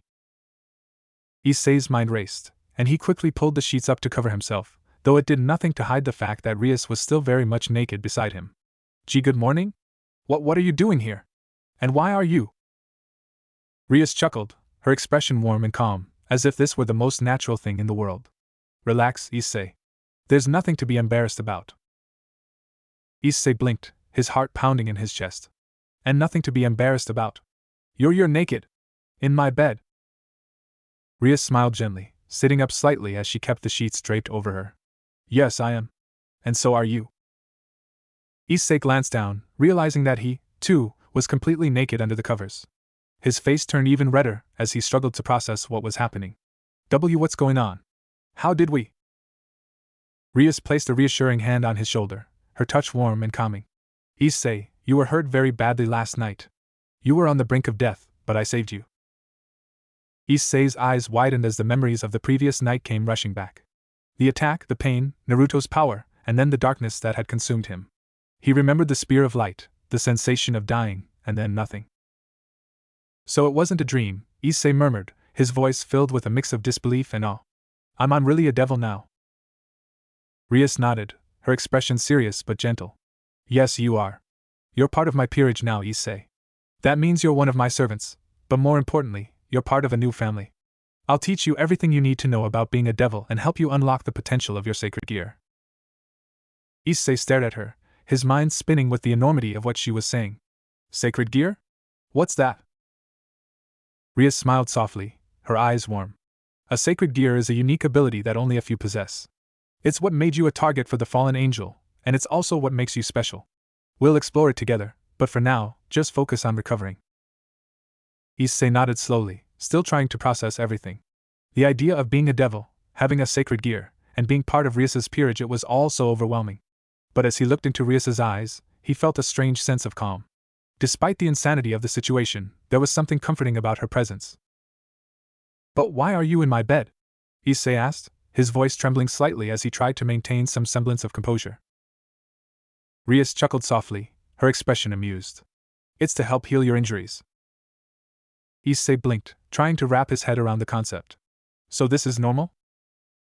Rias nodded. In our world, yes. But if it makes you uncomfortable, I can leave. Issei quickly shook his head, his cheeks still flushed. And no. It's not that I mean, I'm just not used to this. Rias smiled gently, clearly enjoying his flustered reaction. That's understandable. But there's nothing to be afraid of, Issei. We're connected now, and I'm here to help you. Issei took a deep breath, trying to steady his nerves. Okay, I think I get it. But what happens now? Rias's expression grew more serious as she considered his question. For now, you need to rest and let your body fully recover. After that, we'll start training you to use your sacred gear and understand your new abilities. There's a lot to learn, but I'll be with you every step of the way. Issei nodded, feeling a mix of excitement and trepidation. His life had changed in ways he could never have imagined, but at least he wasn't facing it alone. Rias was there to guide him, and he found comfort in that. Rias gave him one last reassuring smile before gracefully slipping out of bed. She reached for a robe that had been draped over a nearby chair and wrapped it around herself. I'll give you some time to get dressed. When you're ready, come downstairs. There's much to discuss. Issei nodded, watching as she left the room, her presence leaving a strange void in her absence. As he sat there, the reality of his new life began to sink in. He was no longer just an ordinary high school student, he was a devil, part of a world he had never even dreamed existed. And somehow, despite the fear and confusion, he felt a spark of excitement. This was the beginning of something new, something incredible. And he was ready to face whatever came next. As he got out of bed and began to dress, he couldn't help but wonder what the future held. But one thing was certain, his life would never be the same again. As the morning sun rose over Konoha Academy, Naruto found himself walking through the familiar school gates, yet everything felt different. The events of the previous night lingered in his mind, but they were hazy, like a half-remembered dream that refused to fully reveal itself. He remembered the park, Issei being attacked, and then nothing. A blur of sensations and emotions that he couldn't quite piece together. He tried to focus on the normalcy of the school day, the routine that had always been a comfort to him. But as he made his way to class, the chatter of his fellow students and the bustle of morning activities felt strangely distant, like he was watching it all from behind a pane of glass. As he entered his classroom, Naruto was greeted by the usual crowd of classmates. Some were already in their seats, chatting animatedly about the latest gossip or their weekend plans. But for once, Naruto wasn't in the mood to join in. He felt disconnected, his thoughts too tangled to engage in the usual banter. "Hey, Naruto!" a voice called out, snapping him out of his daze. Naruto turned to see Kiba Yuto, one of the most popular boys in school, approaching him with a friendly smile. "You okay? You look like you didn't get much sleep." Naruto forced a grin, trying to shake off the strange feeling that had settled over him. "Yeah, just a rough night. Didn't sleep well, I guess." Kiba nodded, though there was a hint of concern in his eyes. "If you need to talk, I'm here. You know that, right?" Naruto appreciated the offer, but he wasn't sure how to even begin explaining what had happened, or rather, what he thought had happened. "Thanks, Kiba. I'll be fine, just need to get through the day." Kiba gave him a reassuring pat on the back before heading to his seat. Naruto took a deep breath and tried to focus as the teacher walked in and started the lesson. But as the minutes ticked by, he found it increasingly difficult to concentrate. His thoughts kept drifting back to the park, to the strange flashes of power, and the feeling that something inside him had changed. At lunch, Naruto made his way to the cafeteria, hoping that some food might help ground him. He grabbed a tray of his favorite ramen and found a seat at one of the less crowded tables, hoping to have some time to think. But as he sat down, he was soon joined by none other than Issei Hayate, who plopped down across from him with a grin. Issei looked a bit more energetic than Naruto had expected, considering the near-death experience he'd had just the night before. "Yo, Naruto!" Issei greeted him, already digging into his lunch. "Man, last night was crazy, huh?" Naruto blinked, surprised by Issei's casual tone. "Yeah, you could say that. How are you feeling?" Issei shrugged, still chewing on a mouthful of food. "Better, I guess. Rias explained a lot of stuff to me this morning, but I'm still trying to wrap my head around it. I mean, being a devil and all, it's pretty wild." Naruto nodded slowly, his mind still struggling to catch up. "Yeah, I bet. I'm still trying to figure out what happened with me, though. It's like I remember bits and pieces, but nothing makes sense." Issei paused, swallowing his food before looking at Naruto more seriously. "You really don't remember what you did? Because it was insane, man. You took down that fallen angel like it was nothing." Naruto frowned, his hands tightening around his chopsticks. "I don't remember much. I felt something inside me, like this huge surge of energy, but it's all a blur. I don't know what it was, or how I did any of it." Issei leaned forward, lowering his voice slightly. "Rias said it was something different from a devil's power. Something ancient. Do you think it's connected to your past?" Naruto looked down at his ramen, his appetite suddenly gone. "I don't know. I've always felt like there was something missing, but I never knew what it was. And now, all this weird stuff is happening, and I can't explain any of it." Issei gave him a sympathetic look. "Well, whatever it is, we'll figure it out together. You helped me, so I'm gonna be there for you too." Naruto smiled faintly, grateful for Issei's support. "Thanks, man. I appreciate it." The two of them ate in relative silence after that, each lost in their own thoughts. Naruto couldn't shake the feeling that something big was looming on the horizon, something that would change everything. But for now, all he could do was take it one day at a time. The afternoon sun cast long shadows over Konoha Academy as the school day came to an end. Most of the students were eager to head home or hang out with friends, but Issei had something else on his mind. After everything that had happened, he knew he couldn't keep Naruto out of the loop, especially since Rias had specifically asked to speak with him. As the final bell rang, Issei made his way through the bustling hallways, weaving between groups of students as he searched for his friend. He finally spotted Naruto near the school entrance, looking lost in thought as he leaned against the wall. "Naruto!" Issei called out, waving as he approached. Naruto looked up, blinking as he was pulled from his thoughts. "Hey, Issei. What's up?" Issei grinned, though there was a hint of seriousness in his eyes. "I was hoping you'd come with me to the Occult Research Club. Rias wants to talk to you about what happened last night." Naruto frowned slightly, pushing himself off the wall. "Rias? She wants to talk to me? About what?" "She didn't say exactly," Issei admitted, scratching the back of his head. "But I think it's got something to do with that power you used. She's got a lot of questions." Naruto hesitated, the memories of the previous night still fresh and confusing in his mind. He wasn't sure if he was ready to confront whatever was happening to him, but he also knew that he couldn't avoid it forever. If Rias had answers, or at least a way to find them, then he needed to hear what she had to say. "All right," Naruto finally said, nodding. "Let's go." Issei smiled, relieved that Naruto had agreed. "Great. Follow me." The two made their way through the school, heading toward the old building where the Occult Research Club was located. As they walked, Naruto couldn't help but feel a mixture of apprehension and curiosity. The events of the previous night were still a jumbled mess in his mind, but he hoped that Rias might be able to shed some light on what had happened and what it meant for him. When they reached the clubroom, Issei knocked on the door before opening it, gesturing for Naruto to follow him inside. The room was spacious and filled with a strange, almost mystical atmosphere.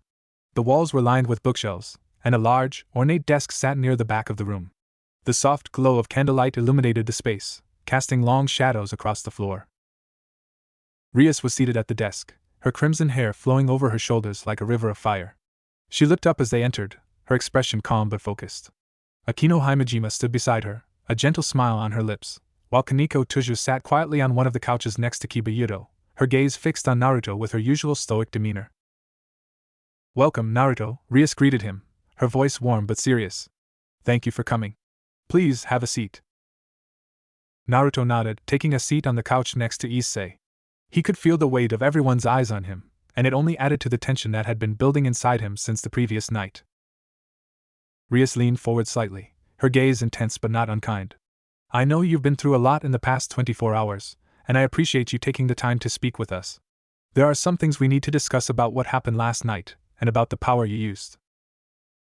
Naruto took a deep breath, trying to steady his nerves. "I'll answer whatever I can, but honestly, I don't remember much. It's all a blur." Rias nodded, her expression thoughtful. "That's understandable. What you experienced was something extraordinary, something that goes beyond the power of devils, fallen angels, or even humans. It's ancient, and it's powerful, and it's something that none of us fully understand." Akino stepped forward, her voice gentle as she added, "We're not here to judge you, Naruto. We just want to help you understand what's happening to you. Whatever this power is, it's part of you now, and it's important that we figure out what it means." Naruto glanced at Issei, who gave him an encouraging nod.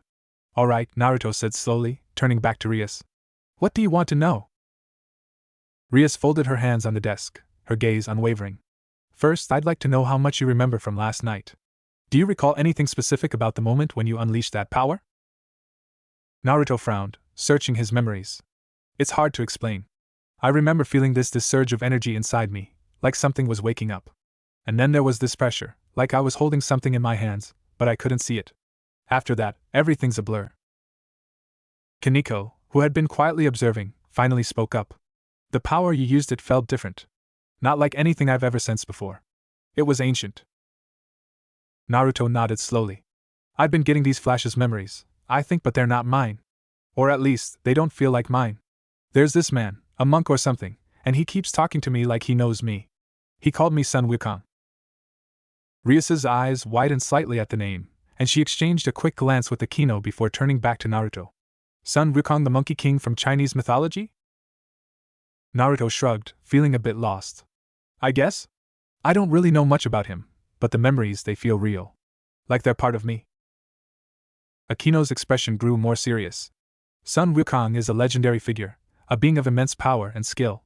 If these memories are connected to you, then it could mean that you've been reincarnated or that his power has somehow been passed on to you. Rias nodded in agreement. It's possible that the power you unleashed last night is a manifestation of that connection. But we need to learn more about you, about this power, and about what it means for all of us. Naruto listened carefully, trying to absorb everything they were saying. It was overwhelming, but at the same time, it felt like pieces of a puzzle were slowly falling into place. So what do we do now? Rias smiled gently, her eyes filled with determination. We take it one step at a time. We'll do more research, both here and through our contacts, to understand the nature of this power. And in the meantime, we'll help you learn to control it. You're not alone in this, Naruto. Naruto felt a surge of relief at her words. Despite the uncertainty and fear that had been gnawing at him, he knew that he was in good hands. With Rias, Akino, and the rest of the Occult Research Club supporting him, he didn't have to face this challenge alone. Thank you, Naruto said sincerely, looking at each of them in turn. I really appreciate your help. Rias nodded, her smile warm. We're all in this together.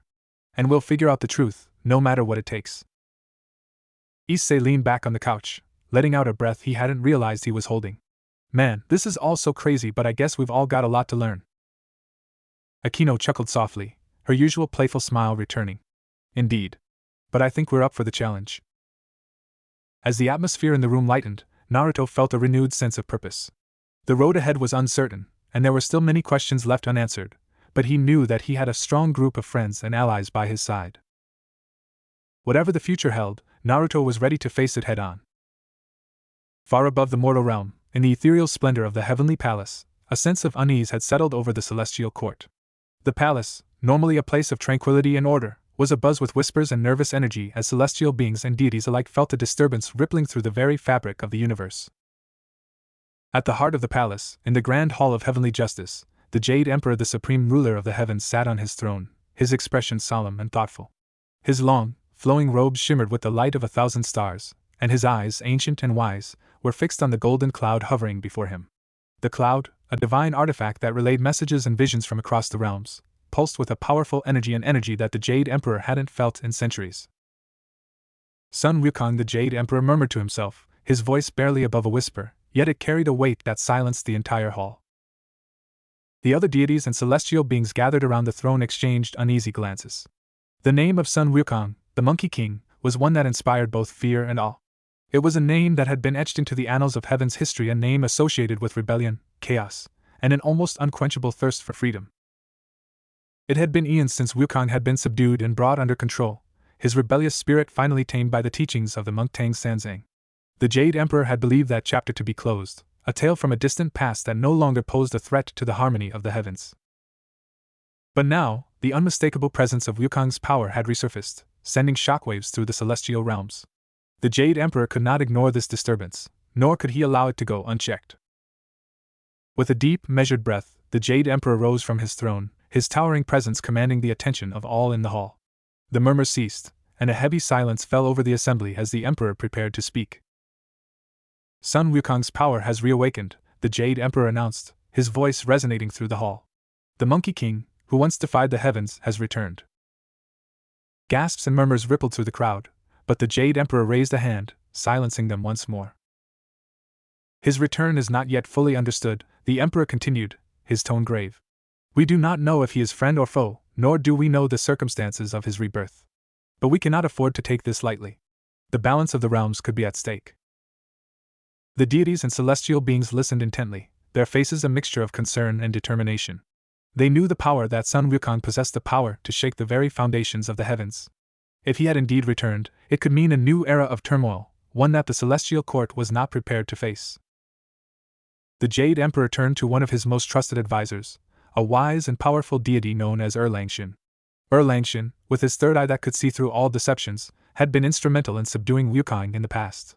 The Emperor knew that if anyone could track down the Monkey King and determine his intentions, it would be Erlangchen. Erlangchen, the Jade Emperor called, his voice firm and commanding. You are to lead a celestial delegation to the mortal realm.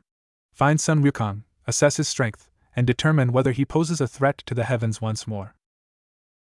Erlang stepped forward, his expression resolute. He bowed deeply before the Jade Emperor, his third eye glowing faintly with divine power. As you command, Your Majesty. I will ensure that the Monkey King's intentions are revealed, and if necessary, I will take action to protect the balance of the realms. The Jade Emperor nodded, his gaze never wavering.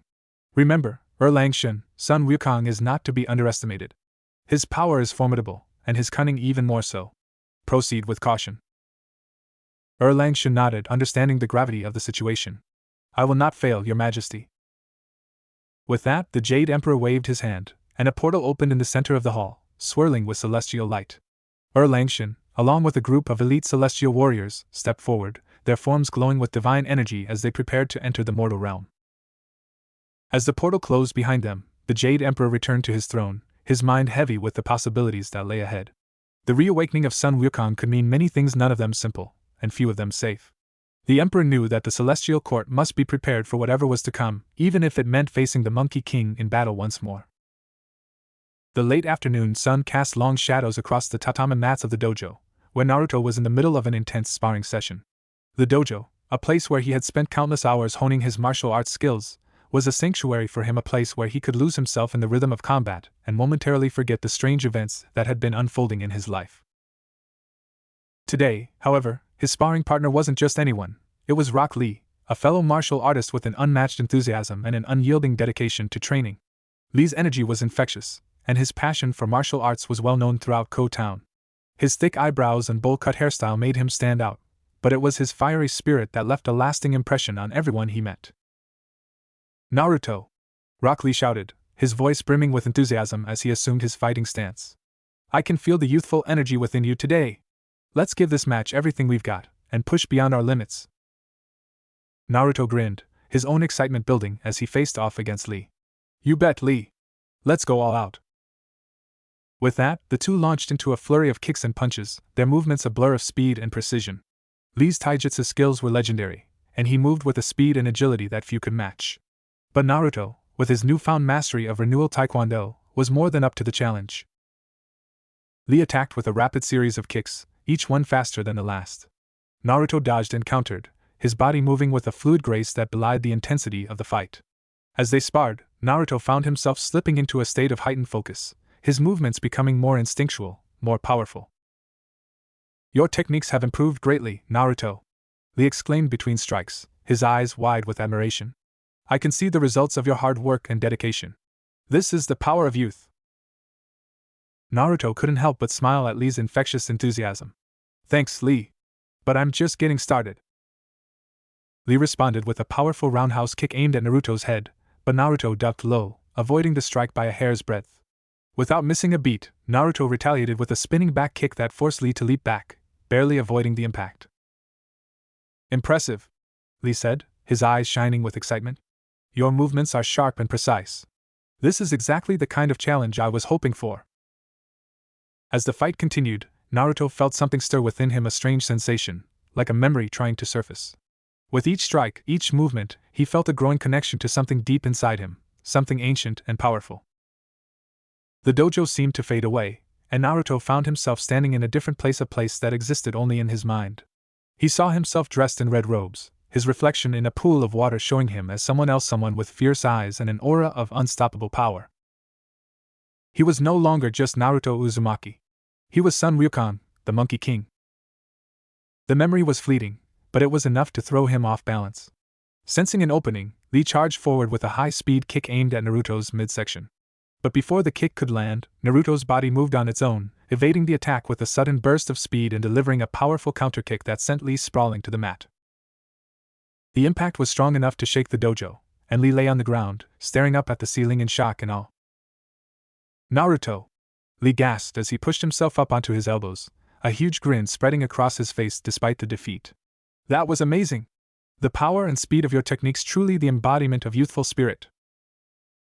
Naruto, still breathing heavily, extended a hand to help Lee up. Thanks, Lee. I don't know what came over me, it just happened. Lee took Naruto's hand and jumped to his feet, his enthusiasm undiminished. You have truly grown, Naruto. This is what hard work and dedication can achieve. But remember, the journey of youth never ends.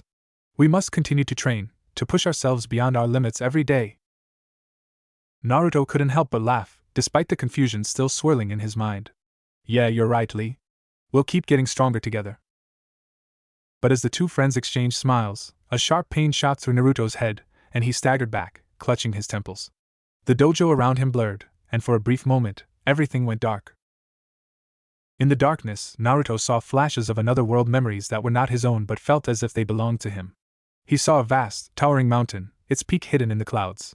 He saw celestial beings, their forms radiant with divine light, and heard the clash of weapons as battles raged across the heavens. But above all, he saw a figure clad in red, a boy, barely more than a child, with skin as red as blood and eyes that burned with an intense, fiery light. The boy looked at him, a sinister grin spreading across his face. Found you, the boy said, his voice echoing in Naruto's mind. It was a voice filled with malice and anticipation, as if he had been searching for Naruto for a long, long time. Naruto gasped, his eyes snapping open as the vision faded. He found himself back in the dojo, his heart racing and his body drenched in sweat. The pain in his head had subsided, but the memory of the red boy lingered, sending a chill down his spine. Naruto, are you all right? Lee asked, his voice full of concern as he rushed to Naruto's side.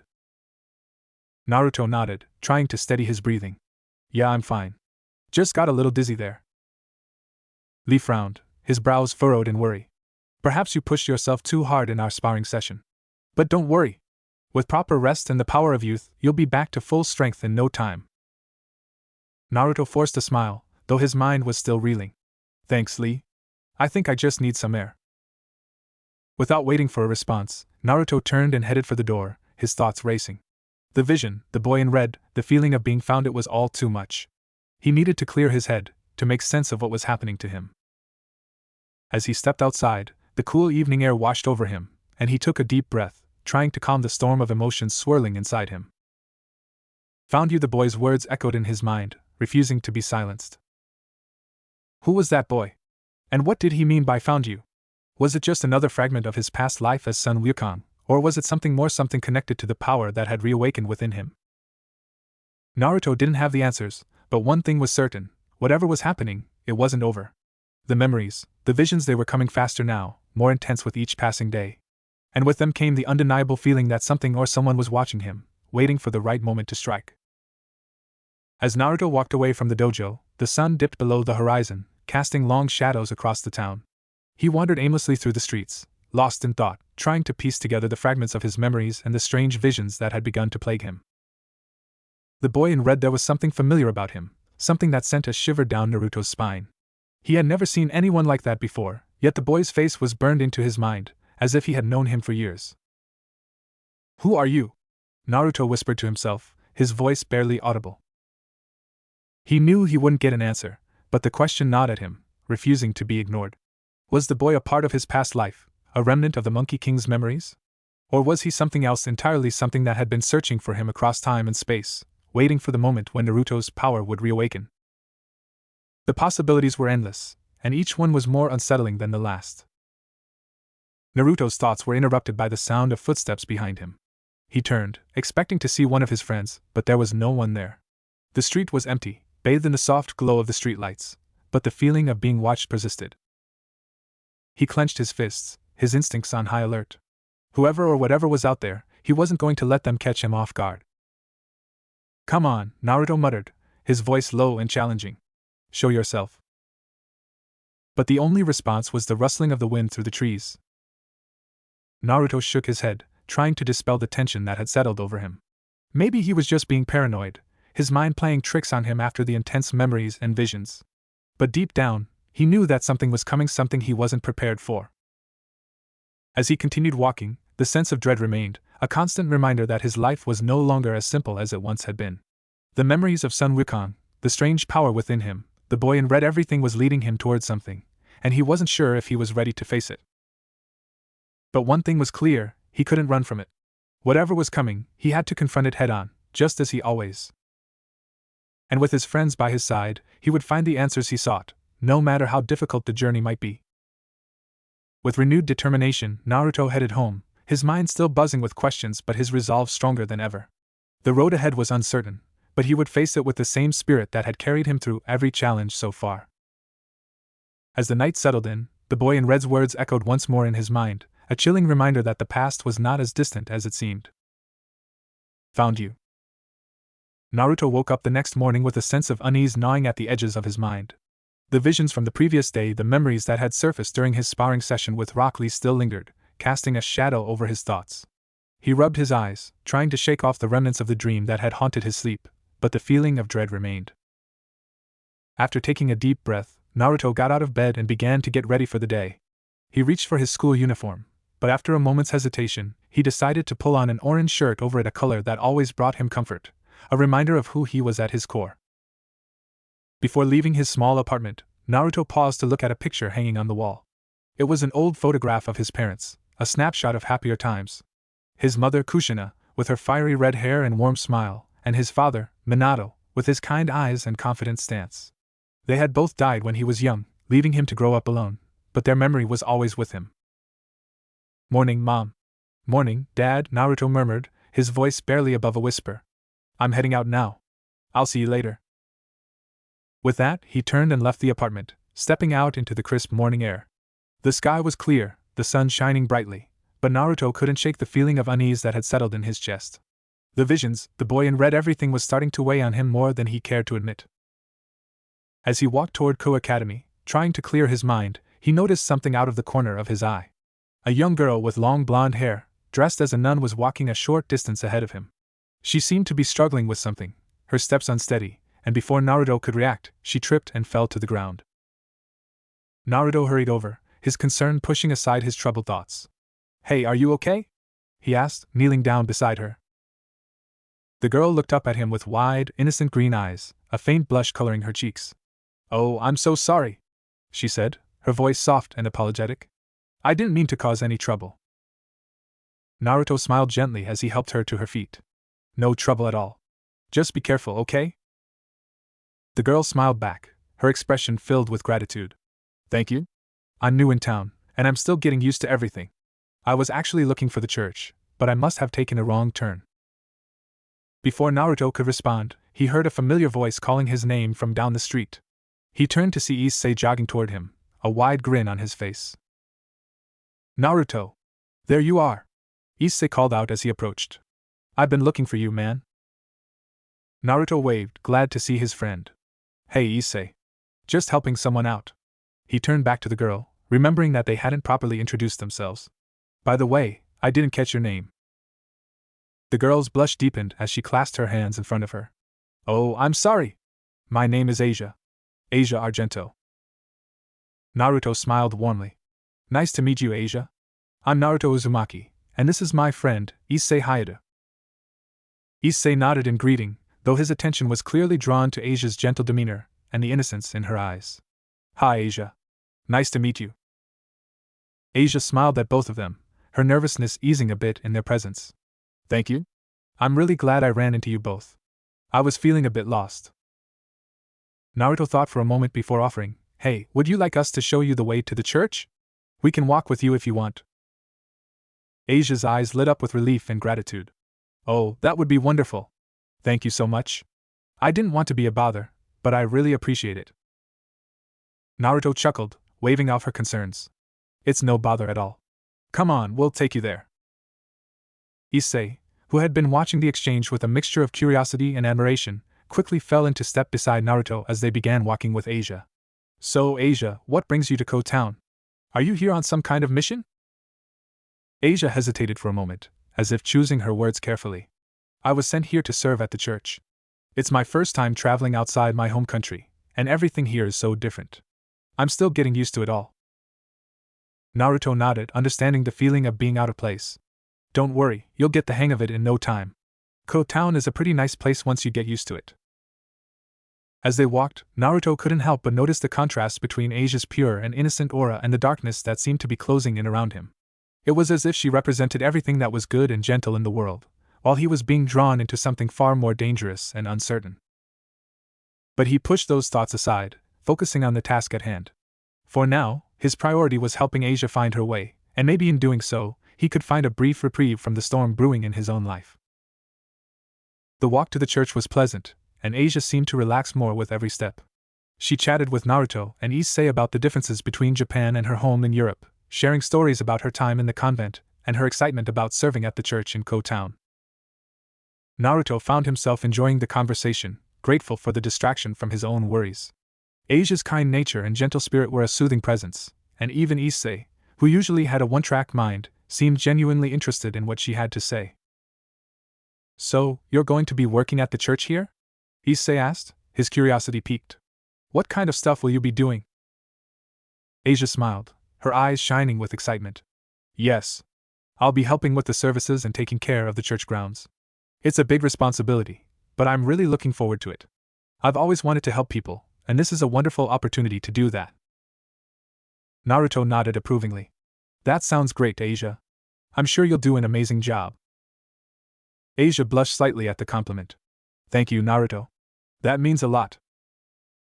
But just as they turned a corner onto a quieter street, a small boy ran past them, his steps unsteady as he played with a small ball.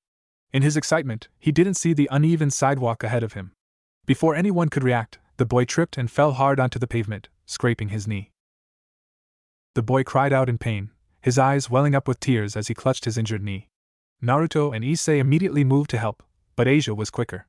She rushed over to the boy, her expression filled with concern and compassion. "Are you okay?" Asia asked gently as she knelt beside the boy, her voice soft and soothing. The boy sniffled, looking up at her with teary eyes. "It hurts." Asia smiled reassuringly. "Don't worry, I'll take care of it." Naruto and Issei watched curiously as Asia placed her hands gently over the boy's injured knee. A soft, green light began to emanate from her hands, surrounding the wound with a warm, comforting glow. The boy's tears slowed as he stared in awe at the light, the pain in his knee rapidly subsiding. Within moments, the scrape on the boy's knee had completely healed, leaving no trace of the injury. The boy flexed his leg, his expression shifting from confusion to delight as he realized he was no longer in pain. "Wow!" the boy exclaimed, his eyes wide with wonder. "It doesn't hurt anymore." Asia smiled warmly, patting the boy on the head. "There you go. All better." Naruto and Issei, who had been watching in stunned silence, exchanged a shocked glance. Neither of them had expected to see something like this, especially from someone as unassuming as Asia. "Asia, that was amazing," Naruto said, unable to hide his astonishment. "How did you do that?" Issei, equally amazed, nodded in agreement. "Yeah, that was like magic or something." Asia looked up at them, her expression shy but pleased. "It's something I've always been able to do. It's a gift from God. I've been able to heal injuries like that since I was a child." Naruto stared at her, still processing what he had just seen. "You've always been able to heal people. That's incredible." Asia's smile faltered slightly, and she looked down at her hands. "It's a blessing, but it's also been difficult at times. Not everyone understands it, and some people have been afraid of me because of it." Naruto's heart ached at the sadness in her voice. He could see that, despite the kindness she showed, Asia had experienced her share of hardship because of her gift. "Well, I think it's amazing," Naruto said sincerely. "You have the power to help people, and that's something really special." Issei nodded in agreement, his earlier shock replaced by admiration. "Yeah, Asia. Don't let anyone make you feel bad about it. You're awesome." The boy, still beaming from having his knee healed, looked up at Asia with wide eyes. "Thank you, miss. You're like a real-life angel." Asia blushed at the compliment, a soft giggle escaping her lips. "I'm just happy I could help." The boy's mother, who had been nearby, hurried over to thank Asia profusely before taking her son by the hand and leading him away, the boy waving happily as they left. As the three of them continued their way, Naruto couldn't stop thinking about what he had just witnessed. Asia's ability to heal was unlike anything he had ever seen, and it only deepened the sense of mystery that surrounded her. "Asia," Naruto said after a moment of silence, "you really are something special." Asia looked at him, her eyes reflecting a mix of gratitude and uncertainty. "Thank you, Naruto. But sometimes I wonder why I was given this gift. It can be hard to understand." Naruto nodded, understanding her struggle. "I get that. Sometimes the things we're given, powers or responsibilities, can be tough to figure out. But I think you're doing something really good with yours." Issei chimed in, trying to lighten the mood. "And hey, if you ever need someone to cheer you on, you've got us." Asia's smile returned, and she nodded. "Thank you, both of you. You've been so kind to me today." As they walked, the atmosphere between them grew more relaxed, the earlier tension and unease giving way to a sense of camaraderie. With the church in view, Naruto couldn't shake the feeling that something wasn't quite right. The church itself was an imposing structure, its Gothic architecture standing out against the modern buildings around it.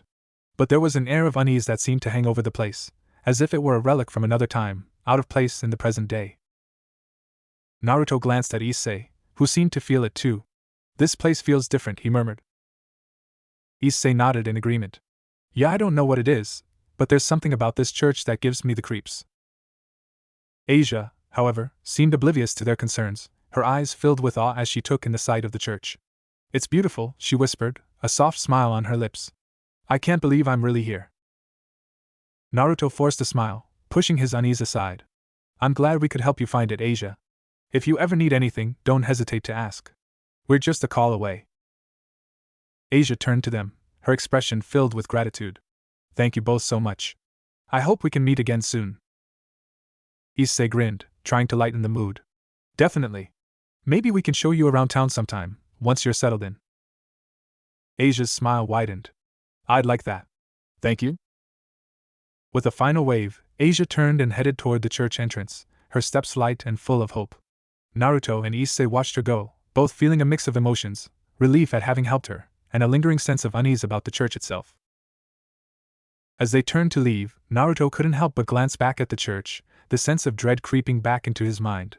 He couldn't explain it, but something about this encounter felt like the beginning of something much larger, something that would draw him deeper into the mysteries surrounding his own life. "Let's head to school," Naruto said, trying to shake off the feeling. "We've got a lot to do today." Issei nodded, though he too seemed lost in thought. "Yeah, let's go." As they walked away from the church, the sense of foreboding lingered, a reminder that the world they were part of was far more complex and far more dangerous than it seemed. And somewhere in the back of his mind, Naruto couldn't shake the feeling that their paths would cross with Asia's again, sooner rather than later. The school day was progressing as usual when Naruto received an unexpected summons.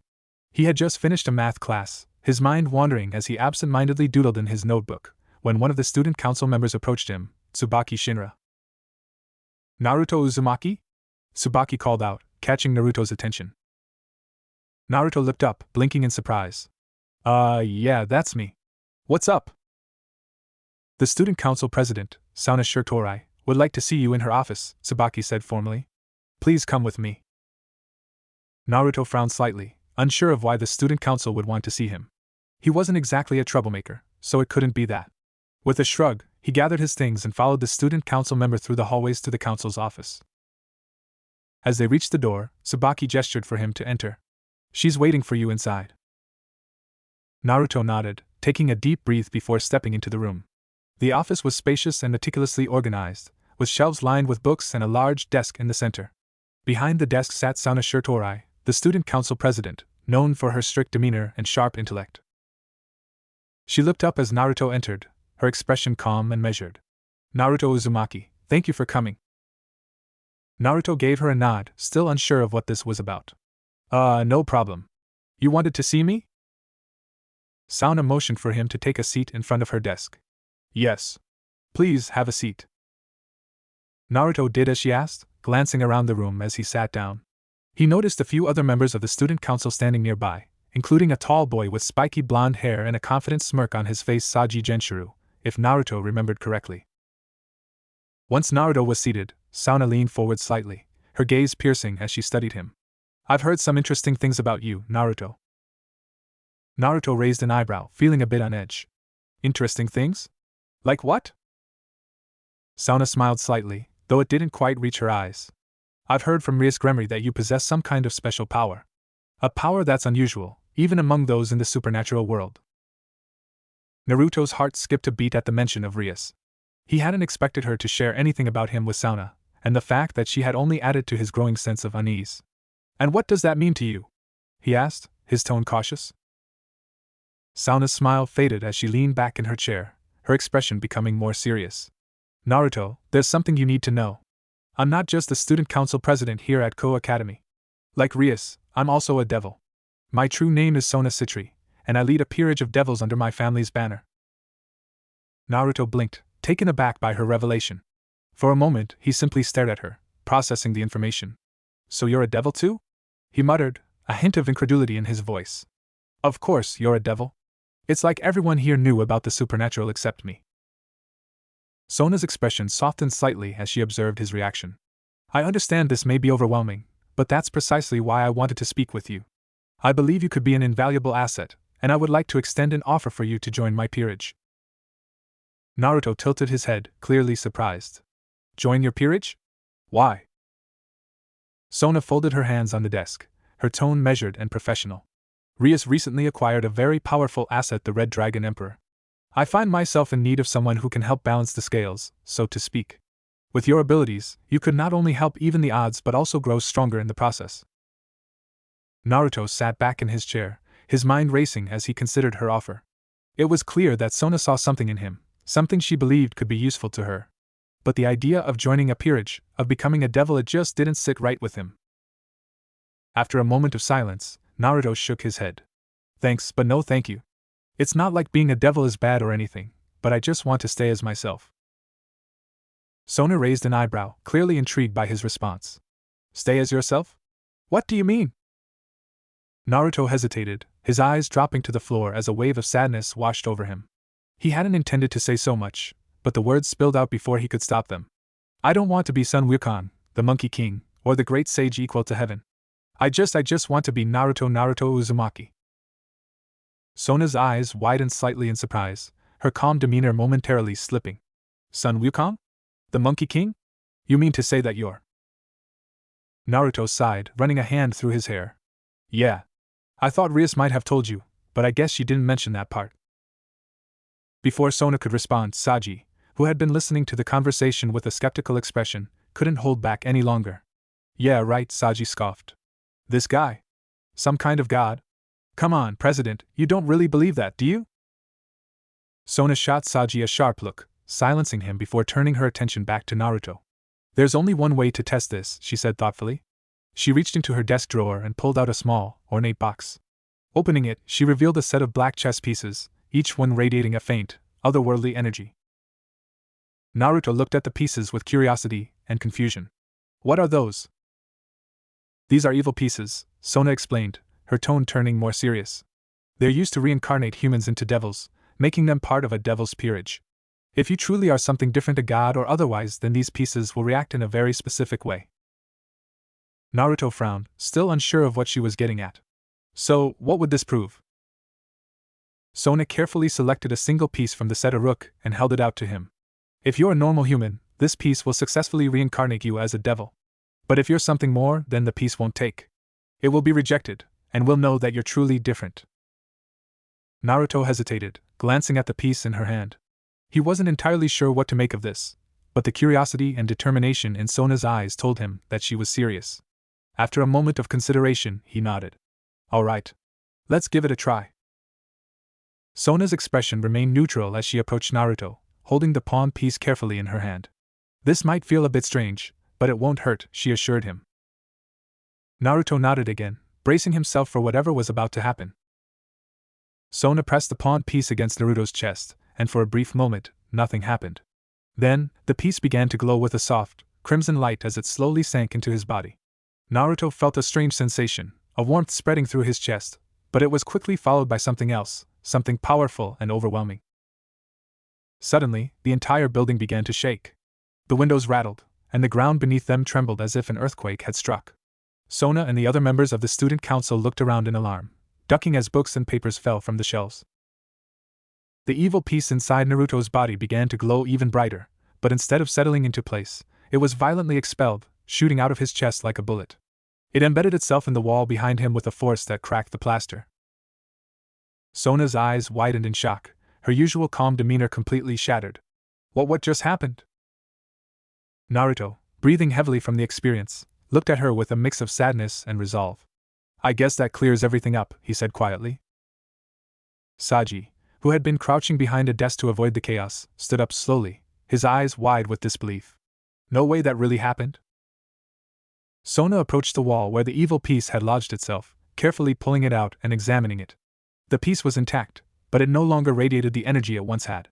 It was as if it had been drained, its power rendered useless by whatever force resided within Naruto.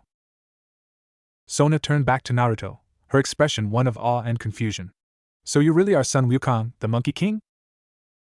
Naruto nodded, a bitter smile on his face. Yeah, I guess I am.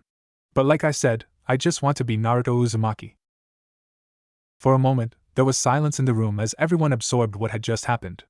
The tension was palpable, but there was also a sense of understanding. Naruto was something more than they had ever encountered before, something that couldn't be defined by the usual rules of the supernatural world.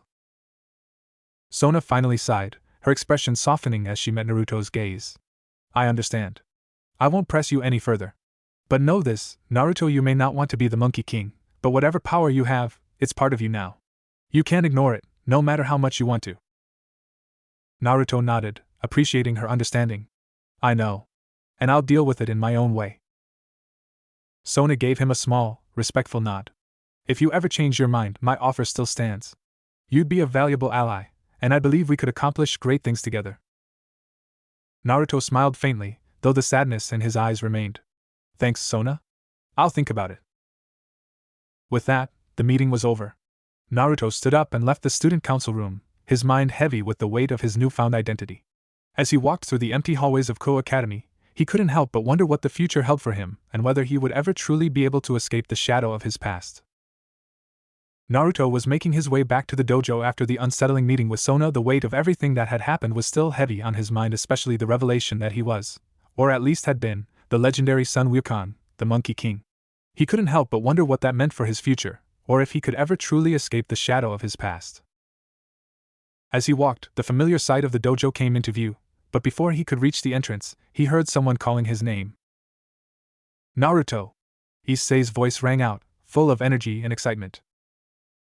Naruto turned to see Issei jogging toward him, with Rias, Akino, Kiba, and Kaneko following close behind.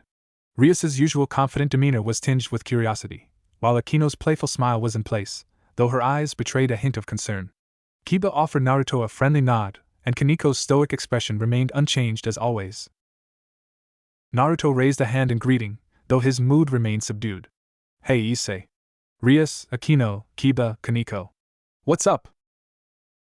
Rias stepped forward, her gaze sharp yet kind. I heard about what happened with Sona. Are you alright? Naruto shrugged, trying to downplay the turmoil inside him. Yeah, I guess. Turns out I'm sort of a god. Still not sure what to make of it, though. I mean, I feel the same, but sometimes it's like Wukong can just take over, you know? Issei, ever the supportive friend, chimed in with enthusiasm. Man, I get it. I've got this weird thing too. Apparently, I'm the Red Dragon Emperor now. The title Emperor sent a jolt through Naruto's mind, triggering a wave of memories. Images of a grand palace, a towering figure draped in golden robes, and the oppressive weight of the Jade Emperor's gaze flooded his thoughts. He winced, shaking his head to clear the vision. Rias noticed his discomfort and took a step closer, her voice gentle. Naruto, are you okay? Naruto forced a smile, brushing off the memory. Yeah, just remembering some stuff from a long time ago. So, what's up anyway? You guys just out for a stroll? Rias was about to respond, but Issei beat her to it, his excitement bubbling over. We're gonna hunt a stray devil. You should totally come with us. Rias shot Issei a look that was equal parts exasperation and concern. Issei, we can't just. Issei grinned, clearly pleased with Naruto's decision. Awesome. You'll be fine, man. I mean, you beat that fallen angel to death without even trying. Naruto's smile faltered, his gaze dropping to the ground. Yeah, but I don't remember it. That wasn't me, Issei. That was Wukong. Issei's enthusiasm dimmed as he looked at Naruto, confusion evident on his face. But aren't you son Wukong? Naruto's shoulders slumped slightly, and he looked up with a small, forced smile. No, I'm not.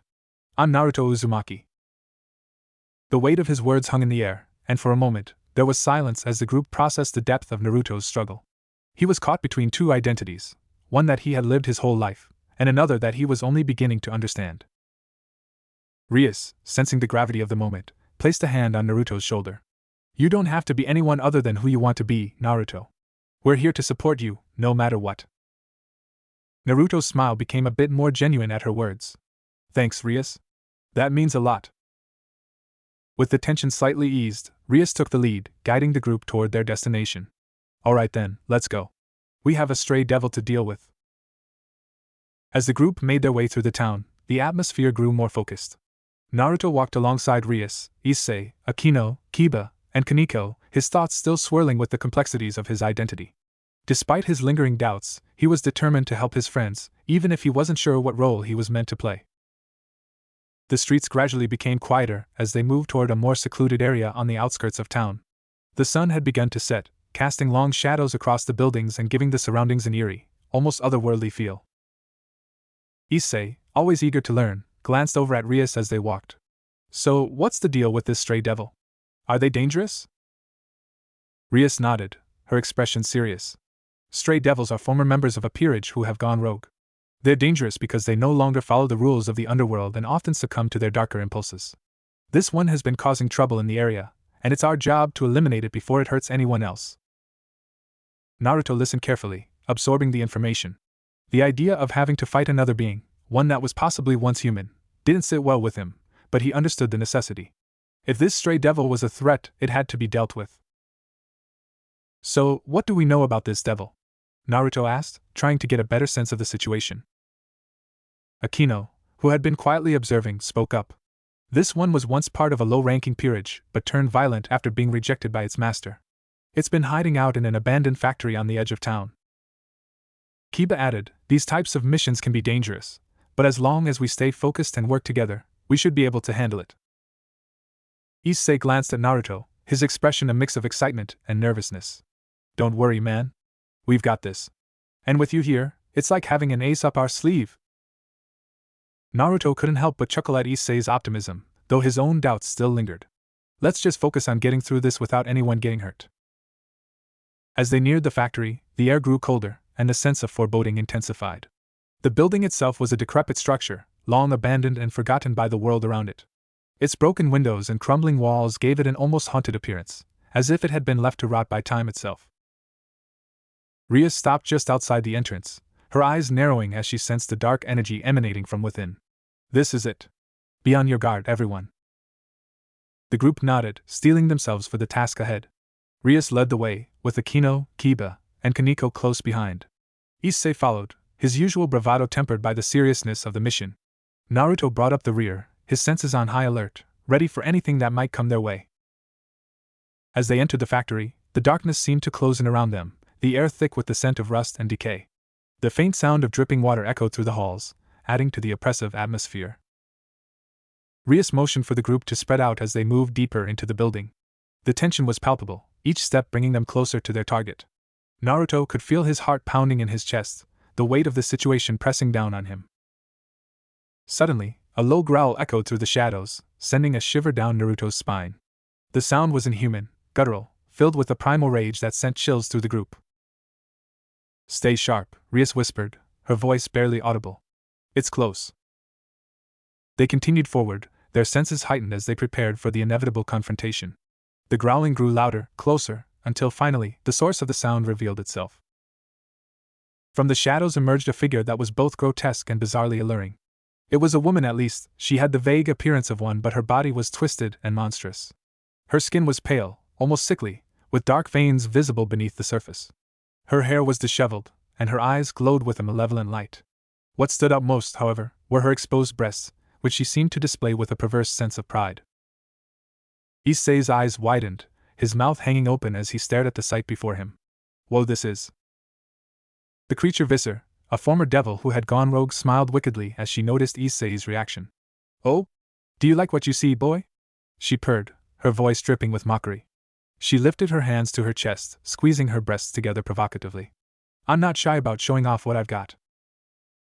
Naruto, on the other hand, was staring at her with a mixture of shock and disbelief. Why is everyone just showing their tits around lately? Seriously, what is going on? Visser giggled, clearly enjoying the attention she was receiving, but there was a dangerous glint in her eyes. "Oh, you poor innocent boys. Maybe I'll show you a little more if you survive."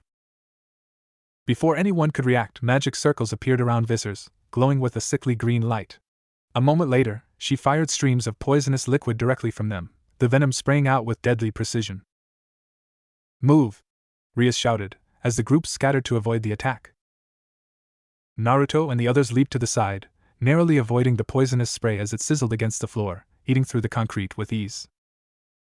Issei, having barely dodged the attack, looked at Visser in a mix of horror and regret. This isn't the kind of porno I want to be in. Naruto, still trying to process the absurdity of the situation, shot him a look. Issei, this isn't the time. Visser cackled, clearly enjoying their reactions. Oh, don't worry, boys. There's plenty more where that came from. Kiba, who had kept his focus throughout the encounter, quickly positioned himself between Visser and the rest of the group. We need to take her down, now. She's not just toying with us, she's deadly.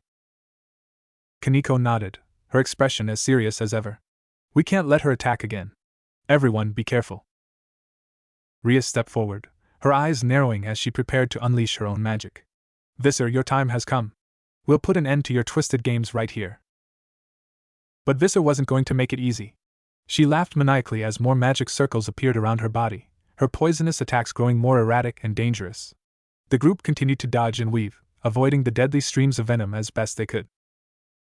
Naruto, trying to find an opening, felt a surge of frustration. This was nothing like the battles he had faced before, and the sheer absurdity of it all only added to his sense of disbelief. But he knew he had to push through, he had to help his friends, no matter how bizarre the situation had become. With a deep breath, Naruto focused, trying to tap into the power within him. He wasn't sure if it would work, or if Wukong would take over again, but he knew he had to try. Just as Visser prepared to launch another attack, Naruto's instincts kicked in. He moved with a speed that surprised even him, closing the distance between them in an instant. With a swift, decisive motion, he struck at the magic circles with a powerful kick, disrupting their energy and causing them to flicker and fade. Visser recoiled, her smug expression turning to one of shock and rage. How dare you! Naruto didn't stop. He pressed the attack, moving with a grace and precision that felt both familiar and foreign. Each strike disrupted Visser's magic, weakening her defenses and forcing her back. The others quickly joined in, taking advantage of the opening Naruto had created. Kiba slashed at Visser with his sword, each strike cutting through her corrupted flesh. Kaneko, with her incredible strength, delivered powerful blows that shook the very ground beneath them. Rias, seeing her opportunity, unleashed a devastating blast of demonic energy, the crimson light enveloping Visser and consuming her entirely. The stray devil's scream echoed through the factory as the energy tore through her, erasing her twisted form from existence. When the light finally faded, there was nothing left of Visser but a few wisps of smoke, quickly dissipating into the air. The group stood in silence for a moment, catching their breath and processing what had just happened. Issei was the first to speak, his voice shaky but filled with relief. Well, that was definitely something. Naruto, still trying to wrap his head around everything, let out a long breath. Yes, something. Rias approached Naruto, her expression one of gratitude and concern. You did well, Naruto. Thank you for helping us.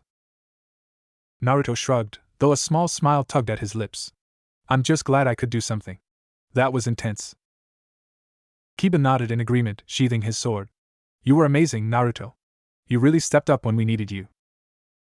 Kaneko simply gave Naruto a thumb up, her way of showing appreciation. Issei, despite the chaotic situation, couldn't help but grin. Man, you really saved us back there. But seriously, what was with that devil? I've seen some weird stuff, but that was... Naruto chuckled, shaking his head. Let's just say I've had enough surprises for one day. Ria smiled at the group, her eyes filled with pride. We all did well. Let's head back, we've earned a break. After the intense encounter with the stray devil, the group made their way back to the Occult Research Club. The tension from the battle had mostly dissipated, replaced by a sense of camaraderie and relief. As they entered the familiar clubroom, the atmosphere was relaxed, but there was still an undercurrent of fatigue from the day's events. Kiba and Kaneko were the first to leave, each giving Naruto a nod of appreciation before heading out. As they departed, only Rias, Akino, Issei, and Naruto remained in the room. I think we all earned a little rest after that, Rias said, stretching gracefully, a satisfied smile on her face. Issei, however, was clearly distracted. His eyes followed Rias as she began to unbutton her uniform, preparing to take a shower in the adjacent room. Naruto didn't miss the way Issei's expression shifted to something far more lecherous, his imagination clearly running wild. I'm going to wash up, Rias said casually as she walked toward the shower room. Try to behave while I'm gone. As soon as Rias disappeared into the bathroom, Issei's mind seemed to fully embrace his fantasies. Shower Rias naked, he muttered, practically drooling at the thought.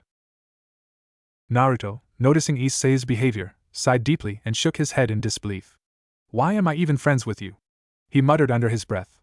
Issei's perverted tendencies were nothing new, but they never failed to make Naruto question his friend's priorities. Akino, who had been watching the entire exchange with a playful glint in her eyes, decided to join in on the fun. With her usual grace, she moved closer to Naruto, a teasing smile on her lips.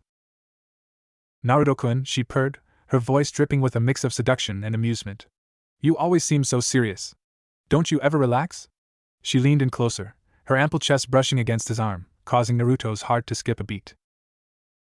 Naruto stiffened, his mind suddenly flooded with conflicting thoughts. He tried to keep his eyes focused anywhere but on Akino, but the warmth of her body against his, the soft scent of her perfume, and the sight of her cleavage so close it was all becoming too much.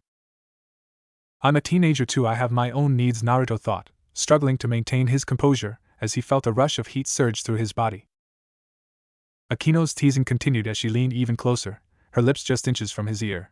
You know, Naruto-kun, she whispered, her breath warm against his skin, you can always stay a little longer, we could have some fun. Naruto's resolve was rapidly crumbling. His eyes involuntarily flicked down to Akino's breasts, which were practically on display for him. His face flushed a deep red as he fought to control the primal urges that were threatening to take over.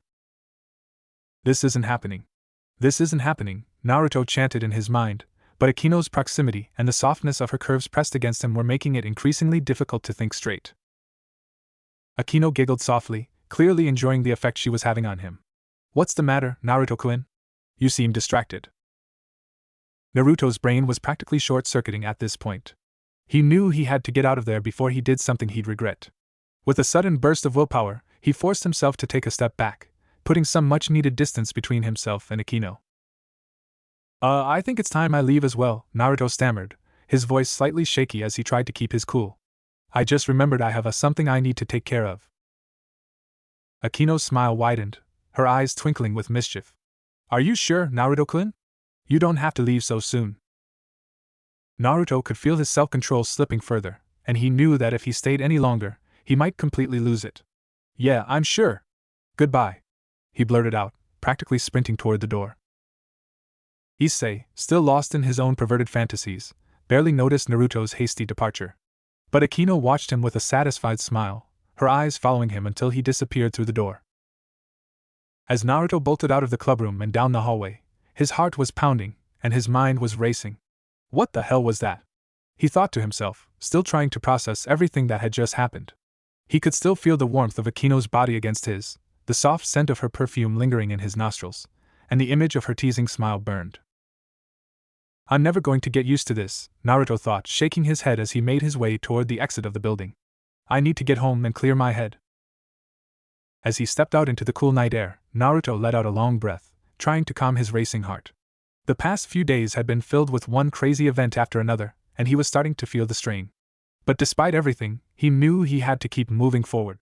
There were still so many questions left unanswered, and he wasn't going to find those answers by running away.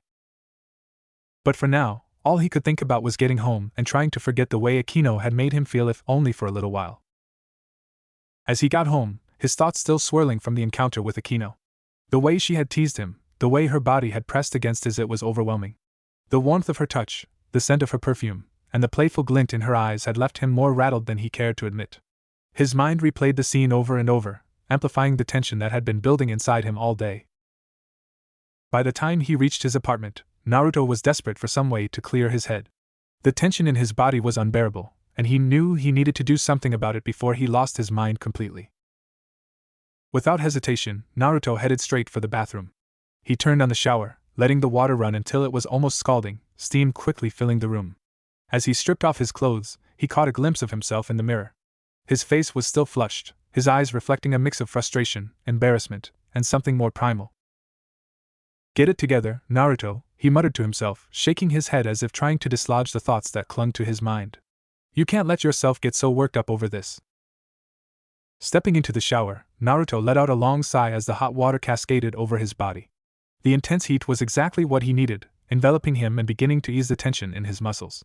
He leaned against the tiled wall, closing his eyes as he tried to let the water wash away the day's stress.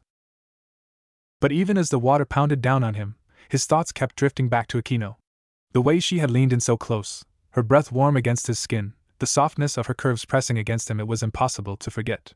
He could still hear her teasing voice, feel the heat of her body against his. Naruto groaned, frustration and desire mixing together in a confusing tangle. I'm a teenager too, he thought. I have my own needs, but I can't let this control me. He tried to focus on the soothing sensation of the water, letting it run over his body, but it wasn't enough. The need, the desire, it gnawed at him, refusing to be ignored. Taking a shower wasn't just about getting clean, it was about trying to release the pent-up tension that had been building inside him all day, especially after Akino's teasing. As he stood under the spray, Naruto allowed his mind to wander, imagining for just a moment what it would have been like if he hadn't left the clubroom. If he had stayed, if he had given in to the temptation. But he quickly shook his head, trying to push those thoughts away. No, I can't think like that. It's not who I am. Still, his body refused to calm down. The heat of the water did little to quench the fire that Akino had ignited within him. He ran his hands through his hair, trying to distract himself, but it wasn't working. The images, the sensations, they were too vivid, too real. Finally, Naruto gave in to the inevitable. With a resigned sigh, he let the water continue to pour over him, allowing himself the time he needed to take care of his needs, hoping it would help him find some semblance of peace. The shower seemed to stretch on for an eternity. Naruto focused on the heat, on the release, trying to rid himself of the tension that had built up. He lost track of time as he let the water and the steam work their magic, draining away the stress and frustration that had consumed him. When he finally stepped out of the shower, Naruto felt drained but calmer, the overwhelming tension finally subsiding. He wrapped a towel around his waist and stared at his reflection in the fogged-up mirror, taking a moment to collect his thoughts. You're stronger than this, he told himself. You've been through worse. You can handle this too. With that thought in mind, Naruto dried off and got dressed, determined to put the events of the day behind him. But as he lay down in bed, just another day in Konoha Town, Naruto thought with a rueful smile as he drifted asleep. The morning sun filtered through the curtains of Naruto's bedroom, casting a warm, golden light across the room. He stirred beneath the covers, groggy from a restless night. Despite his best efforts to clear his mind, the events of the previous day, Akino's teasing, the battle with the stray devil, and the strange memories that had surfaced had all conspired to keep him tossing and turning. With a groan, Naruto sat up, rubbing his eyes. He couldn't afford to be sluggish today. There were too many things he needed to figure out, too many unanswered questions swirling in his head. He knew he had to confront whatever was happening to him, even if he wasn't sure where to start. After a quick shower, thankfully far less eventful than the previous nights, Naruto dressed in his usual orange hoodie and jeans before heading out. The streets of Konoha Town were already bustling with activity as people went about their morning routines. Naruto blended into the crowd, but he couldn't shake the feeling that he was different now, that something inside him had shifted. As he walked, Naruto's mind wandered back to his friends. Issei had been his usual perverted self, and while it was frustrating at times, Naruto appreciated the familiarity. Then there was Rias, always calm and composed, but with a warmth that made him feel like he was part of something important.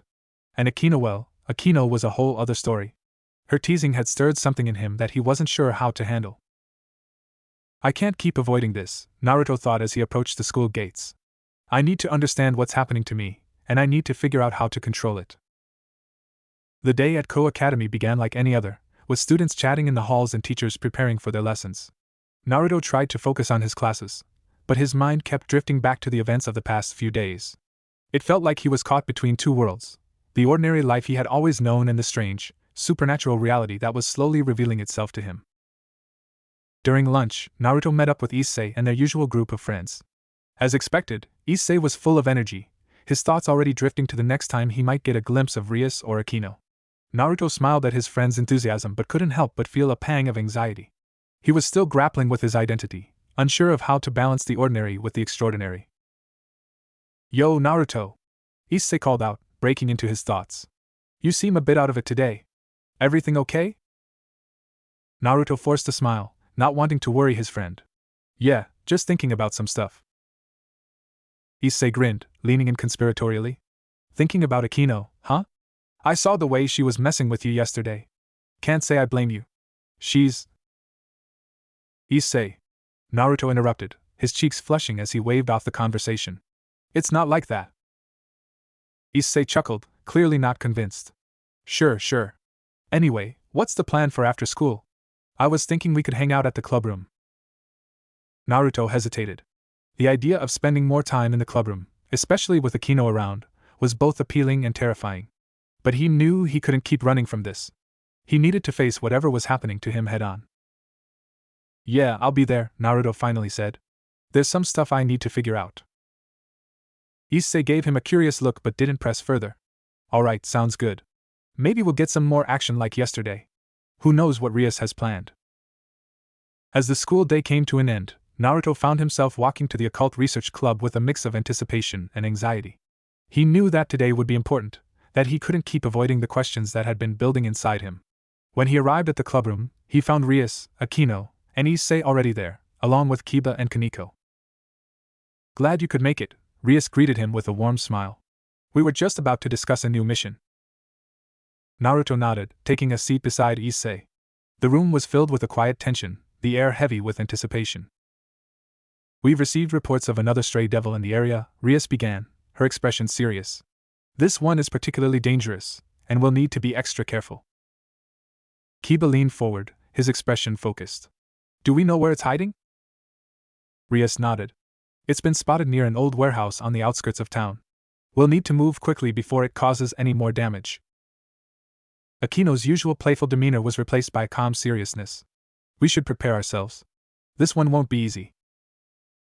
As the group discussed their strategy, Naruto couldn't help but feel a growing sense of unease. Something about this mission felt different, more dangerous than anything they had faced before. And deep down, he knew that his own unresolved issues could make things even more complicated. Suddenly, the windows of the clubroom shattered as a powerful force crashed through, sending shards of glass flying across the room. Everyone ducked instinctively as a tall, imposing figure landed in the center of the room, the remnants of the broken window scattered around him. The man was dressed in traditional Chinese armor, his long black hair tied back in a warrior's topknot. His eyes, cold and piercing, immediately locked onto Naruto. Son Wukong, the man said, his voice deep and commanding. I have finally found you. Naruto's heart skipped a beat as the memories of his past life as the Monkey King surged to the forefront of his mind. He recognized this man Erlangshin, the formidable god who had once been his rival. Erlangshin, Naruto whispered, unable to tear his eyes away from the god standing before him. The rest of the group tensed, sensing the danger in the room. Rias quickly stepped forward, her eyes narrowing. Who are you, and what do you want with Naruto? Erlangshin shifted his gaze to Rias, a faint smirk tugging at the corners of his mouth. Well, if it isn't Sirzex Lucifer's younger sister, he said, his tone almost mocking. This is none of your concern, little devil. Before anyone could react, Erlangshin moved with blinding speed, grabbing Naruto by the throat and lifting him off the ground effortlessly. Naruto gasped, struggling to breathe as Erlang's grip tightened around his neck. Stop! Rias shouted, her eyes blazing with anger as she began to summon her demonic power. But Erlangshin merely glanced at her, unimpressed. This is between me and the monkey. Stay out of it. With that, Erlangshin leaped backward, crashing through the window he had just entered from, taking Naruto with him. The force of the impact sent them hurtling through the air, and before Naruto could even process what was happening, Erlangshin threw him with incredible strength, sending him flying across the city. Naruto's body sailed through the air, the city below him a blur as he tried to regain control. He crashed through the roof of an abandoned building, the impact sending shockwaves through his body. Groaning in pain, Naruto struggled to his feet, his mind reeling from the sudden and violent encounter. What the hell just happened? Naruto thought, trying to catch his breath as he assessed his injuries. Erlangshin's strength was overwhelming, and the ease with which he had manhandled Naruto made it clear that this was no ordinary opponent. Back at the clubroom, Rias and the others were left in stunned silence, the shattered window and the fading sound of the crash the only evidence of what had just transpired. Rias clenched her fists, her eyes filled with determination.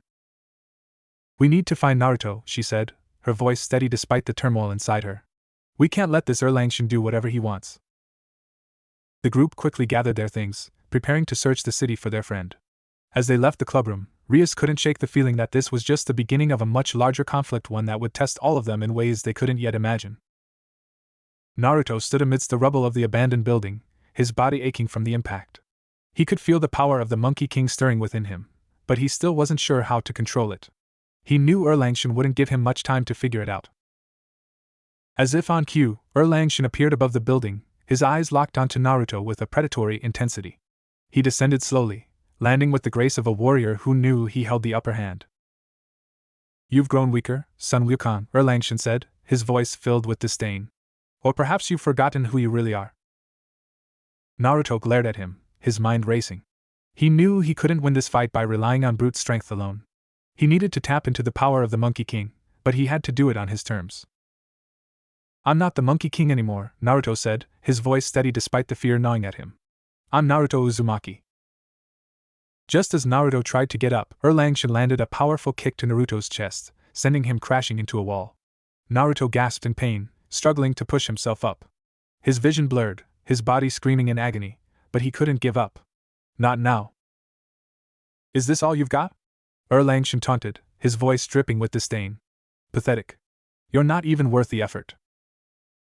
Naruto gritted his teeth, anger and frustration boiling within him. I'm not done yet, I can't be, but as much as he willed his body to move, it refused to respond. As Erlangchen approached, his spear raised for the final blow, something inside Naruto snapped. The world around him faded, and he was suddenly plunged into darkness, the sounds of the battle disappearing as if they were never there. Naruto found himself standing in a vast, empty void. The darkness was oppressive, but in the distance, he saw a faint light. Driven by an instinct he couldn't explain, Naruto walked toward it. As he got closer, the light revealed a figure, chained to the ground, its back hunched, hair wild and untamed. The figure slowly looked up, and Naruto was met with a pair of blazing red eyes that seemed to burn through the darkness. The figure was him, but different. This version of Naruto looked more primal, more beast-like. His hair was wild, his features sharper, and there was an aura of power around him that was both terrifying and mesmerizing. Are you Son Wukong? Naruto asked, his voice echoing in the void. The chained figure chuckled, a low, rumbling sound that sent shivers down Naruto's spine. Yes and no. We are both Wukong, from different times. The title carries on, passed from one to the next. Naruto took a step closer, feeling the pull of that power. I need your help. I need your power. The other Naruto, Wukong, smirked, the red glow in his eyes intensifying. It's not my power you seek. I am merely the gatekeeper, a fragment of what you are destined to become. You won't gain access to the full power until you reclaim your memories. Then how do I do that? Naruto demanded, desperation creeping into his voice. Wukong's gaze softened slightly, as if seeing the struggle in Naruto's eyes. Find the gourd. It's the key to unlocking your mind. Only then will you truly understand what you are capable of. Naruto frowned, trying to make sense of it all. The gourd, where do I find it? Wukong shook his head. That is something you must discover on your own. But for now, you need to focus on the battle at hand. Erlangchen is testing you, to see if you pose a threat once more. Naruto clenched his fists, his frustration mounting. I don't have time for this. How do I beat him? Wukong's smirk returned, more feral this time. As you are now, it's impossible. But Erlangchen is bound by his loyalty to the Jade Emperor. He will always follow the Emperor like a dog. Naruto's eyes narrowed. I don't care about the Emperor. I need to protect my friends, and I need to stop Erlang. Now. Wukong sighed, his chains rattling as he shifted. Fine. If you want to stop him, you need to prove that you won't attack the heavens again. But simply not fighting won't work. You must demonstrate control, strength, and resolve. Naruto nodded, determination burning in his chest. How? Wukong's voice became firm, almost commanding. Call for your staff. Stop being afraid of your power. This power is yours alone now, Naruto Uzumaki. You must stop holding yourself back. Naruto's breath caught in his throat as the truth of Wukong's words hit him. He had been afraid of what the power might do to him, afraid of becoming someone else. But now he realized that this power was a part of him, not something to be feared but something to be embraced. Stop holding yourself back, Naruto Uzumaki, Wukong repeated, his voice echoing through the void. With a surge of resolve, Naruto felt the darkness around him begin to fade. The void shattered, and the world of reality came rushing back in. The sounds of the city, the weight of the battle, all of it returned in an instant.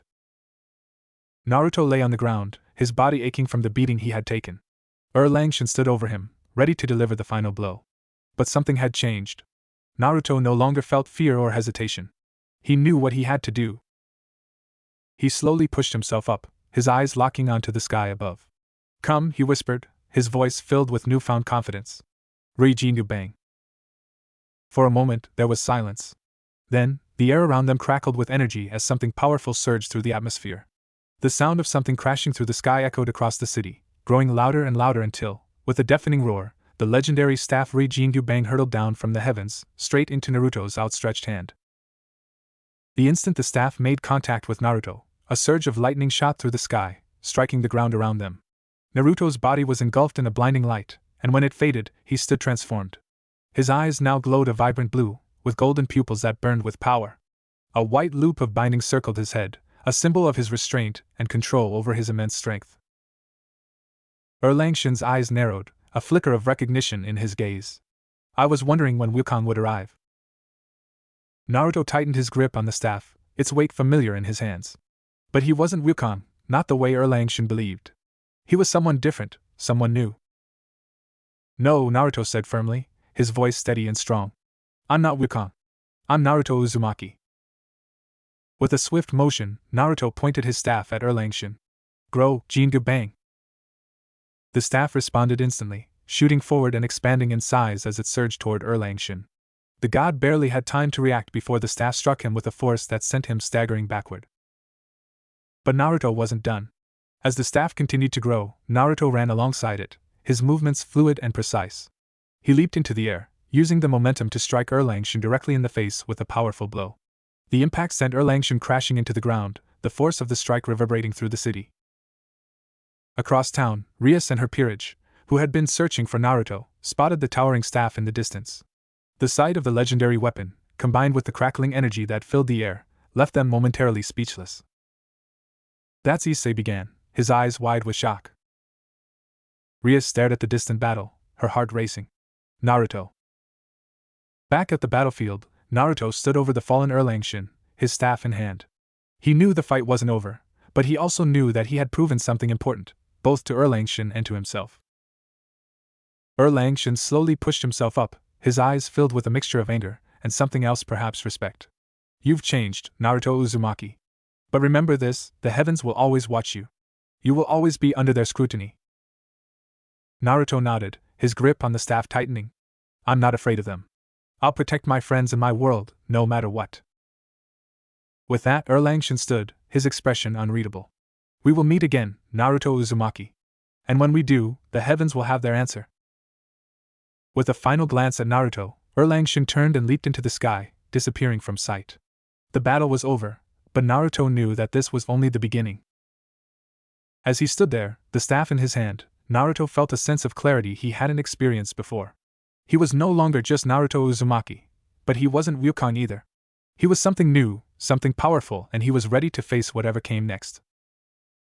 Naruto stood in the middle of the devastated battlefield, his breath heavy, the weight of the Ri-Jingu Bang still resting in his hand. The white loop of binding around his head pulsed faintly, a reminder of the power he now wielded, yet it was a power he was still learning to control. The fight with Erlangshen had been a revelation, not just of his own abilities, but of the challenges that lay ahead. As the dust settled, Naruto looked around at the wreckage caused by their battle.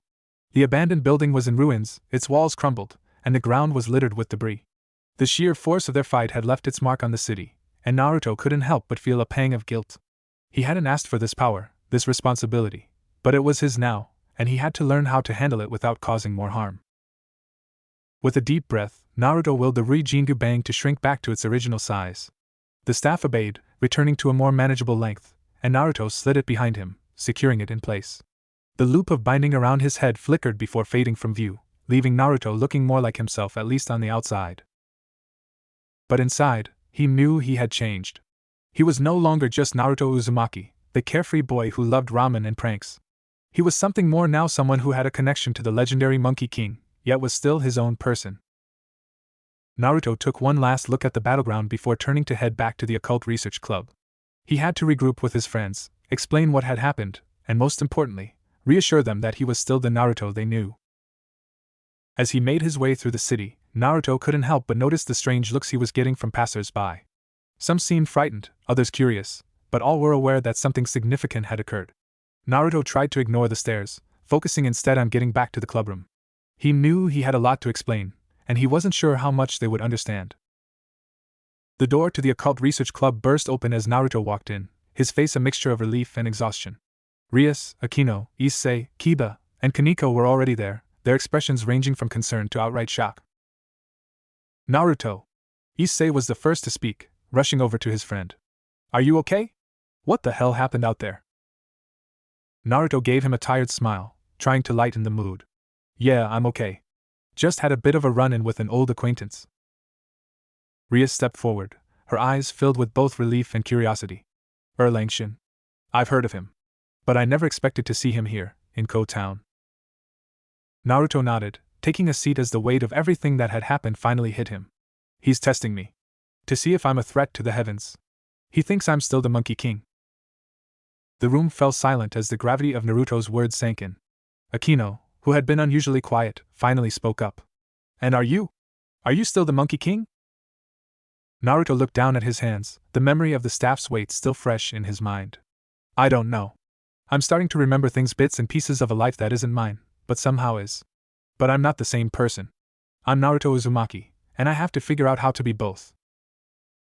Kiba, always the voice of reason, placed a hand on Naruto's shoulder. You don't have to figure it out alone. We're here for you, no matter what. Kaneko nodded in agreement, her usual stoic expression softening slightly. We'll help you, Naruto. Just like you've helped us. Naruto felt a wave of gratitude wash over him. Despite everything, his friends were still by his side, ready to support him through whatever challenges lay ahead. It was a comforting thought, especially given the uncertainty of his situation. Rias, however, seemed deep in thought. Langshin won't be the last one to come after you, she said, her voice calm but serious. If the heavens are watching, then others will come. You need to be prepared. Naruto nodded, fully aware of what that meant. I know. But I'm not going to let them control my life. I'll fight if I have to, but I'll do it on my terms. Ria smiled, her respect for Naruto clear in her eyes. That's the Naruto we know. We'll stand by you, no matter what. The atmosphere in the room lightened slightly, the tension easing as they all shared a moment of solidarity. But the reality of the situation was still there, looming over them like a dark cloud. They all knew that this was just the beginning. As the afternoon turned to evening, the group continued to discuss their plans. Rias outlined a strategy for dealing with future threats, focusing on strengthening their defenses and gathering information about potential enemies. Akino and Kiba offered their insights, while Kaneko remained quiet, her focus on keeping an eye on Naruto. Issei, despite his usual goofy demeanor, was unusually serious. So, what do we do if more gods show up? We can't exactly take on the heavens, can we? Rias shook her head. We don't need to take on the heavens. Our goal is to protect Ko Town and its people. If the gods see us as a threat, we need to show them that we're not their enemies. But we also need to be ready to defend ourselves. Naruto listened carefully, absorbing their words. He knew they were right, but a part of him still felt uneasy. The encounter with Langshin had left a mark, both physically and mentally. He could still feel the weight of the staff in his hand, the surge of power that had coursed through him. It was intoxicating, but also terrifying. He didn't want to lose himself to that power, but he knew that if he was going to protect his friends, he couldn't be afraid to use it. As the meeting came to an end, Naruto found himself alone in the clubroom, the others having left to take care of their own tasks. He stared out the window, lost in thought. The city lights flickered in the distance, a reminder that life continued on, even in the midst of chaos. Suddenly, a familiar voice echoed in his mind, breaking through his thoughts. You did well today, Naruto Uzumaki. Naruto stiffened, recognizing the voice as Wukong's, the other part of him that still lingered in the depths of his consciousness. Wukong, Naruto whispered, his eyes narrowing as he spoke to the presence within him. What do you want? I'm here to help you, whether you like it or not. Wukong's voice was calm, almost amused. We're in this together. The more you remember, the stronger we become. Naruto clenched his fists, conflicted by the duality within him. I don't want to be just Wukong. I'm Naruto. I have my own life, my own friends. I won't let this power take over. Wukong's laughter echoed through Naruto's mind. You're stronger than you think. But you have to stop being afraid. Embrace the power, and make it yours. That's the only way to survive what's coming. Naruto felt a surge of defiance rise within him. I'll use this power, but I'll do it my way. I won't let anyone, gods or otherwise, dictate who I am. Good, Wukong replied, the amusement in his voice fading. Just remember, the path ahead is dangerous. You'll need all the strength you can muster. With that, the presence in Naruto's mind faded, leaving him alone once more. But this time, he felt a little more in control, a little more confident in his ability to handle what lay ahead. As he stood there, looking out at the city, Naruto knew that the battle with Langshin had been just the beginning. There would be more challenges, more enemies, but he wasn't alone. He had his friends, his own strength, and the legacy of the Monkey King within him. Far from the earthly realm of Ko Town, high above in the celestial heavens, the Jade Palace gleamed with an ethereal light, surrounded by a sea of clouds. The palace, a magnificent structure of gold and jade, stood as a symbol of divine authority and power. Within its grand halls, the Jade Emperor, ruler of the heavens, sat upon his ornate throne, his expression as inscrutable as ever. Before him knelt Erlangchen, the formidable god who had just returned from his mission to observe the reincarnated Wukong. His armor was still slightly battered from the battle, but he showed no sign of fatigue as he bowed his head in deference. "My Emperor," Erlangchen began, his voice steady and respectful, "I have returned from my mission to Ko Town." The Jade Emperor, a figure of immense power and wisdom, looked down at his loyal warrior. His expression remained unreadable, but his eyes held a deep, calculating gaze. "Speak, Erlangchen. What did you discover?" Erlangchen took a breath before answering. "The rumors are true. The Monkey King, or rather, his reincarnation, has indeed returned. He now goes by the name Naruto Uzumaki." There was a murmur of interest among the divine beings who were present in the hall, but the Jade Emperor remained silent, waiting for more. "This Naruto Uzumaki," Erlang continued, "is not like the Wukong we remember. He is young, inexperienced, and unaware of the full extent of his powers. However, there is something peculiar about him." The Jade Emperor raised an eyebrow, intrigued. "Peculiar, you say? Elaborate." Erlangchen's expression grew more serious. "The boy bears the loop of binding on his head, the very same that was crafted by the supreme god Buddha himself to restrain the original Wukong. It seems that the boy's powers are beginning to awaken, but they are still dormant, underdeveloped." A ripple of unease spread through the divine court at the mention of the loop of binding, a powerful artifact that had once been the key to controlling the rebellious Monkey King. The Jade Emperor, however, remained composed, though his eyes narrowed slightly. "So, the supreme god Buddha has taken an interest in this boy," the Jade Emperor mused. "And yet, he is different from the Wukong we knew. How so?" Erlangchen hesitated for a moment, choosing his words carefully. "He is kinder, more compassionate. He is fiercely loyal to his friends and seems more concerned with protecting them than causing trouble. But make no mistake, he is still dangerous. His powers are only beginning to surface, and we have yet to see their true extent." The Jade Emperor leaned back on his throne, deep in thought. The return of the Monkey King, even in a new form, was not something to be taken lightly. Wukong had been a thorn in the side of the heavens for centuries, his rebellious nature and immense power causing endless strife. Even if this Naruto Uzumaki was different, the potential for chaos remained. "And what of the devils?" the Jade Emperor asked, his tone betraying a hint of disdain. Erlangchen's expression darkened. "The boy has allied himself with them. He is under the protection of a devil named Rias Gremory, the younger sister of Serzex Lucifer." The mention of the Gremory name caused another stir among the gathered deities. The Jade Emperor's eyes flickered with recognition. The Gremory clan, they are powerful, and they have their own agenda. This alliance complicates matters. Erlangchen nodded. "Indeed, my Emperor. The devils will not easily relinquish their hold on the boy. They will likely protect him, even if it means defying the heavens."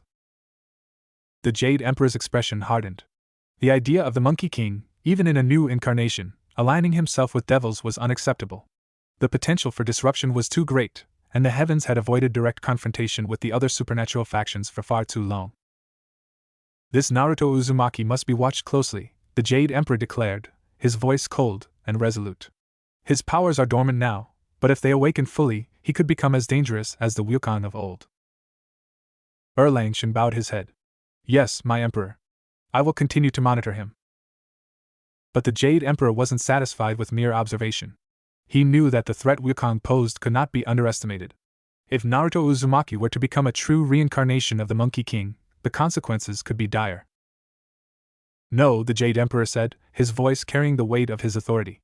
"We cannot simply watch and wait. Make it known to the world who this boy is. Let it be known that the Monkey King has returned in a new form." Erlangchen's eyes widened slightly in surprise. "You wish to reveal his identity to the world?" The Jade Emperor nodded, his gaze steely. "Yes. The boy's identity will not remain a secret. Let Wukong's old enemies know that he has returned. Let them come seeking revenge, and let them be the ones to test his strength. If he is truly a threat, they will eliminate him before he can become a danger to the heavens." Erlangchen hesitated for a moment, but he knew better than to question the Emperor's orders. As you command, my emperor.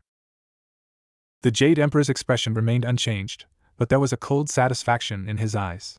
He had no intention of allowing the Monkey King to rise again, especially not under the influence of devils. If Naruto Uzumaki was truly Wukong reborn, then the heavens would make sure he faced the full force of the enemies he had made over the centuries. Go, the Jade Emperor commanded. Ensure that the world knows of this boy's existence.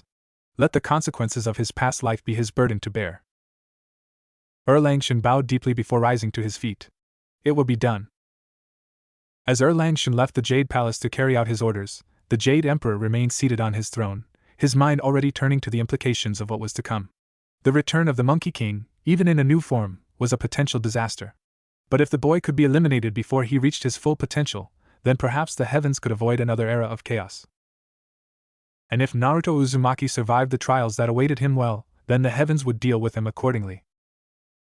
Far below, in the mortal realm, Naruto had no idea that his existence had just been made known to the supernatural world.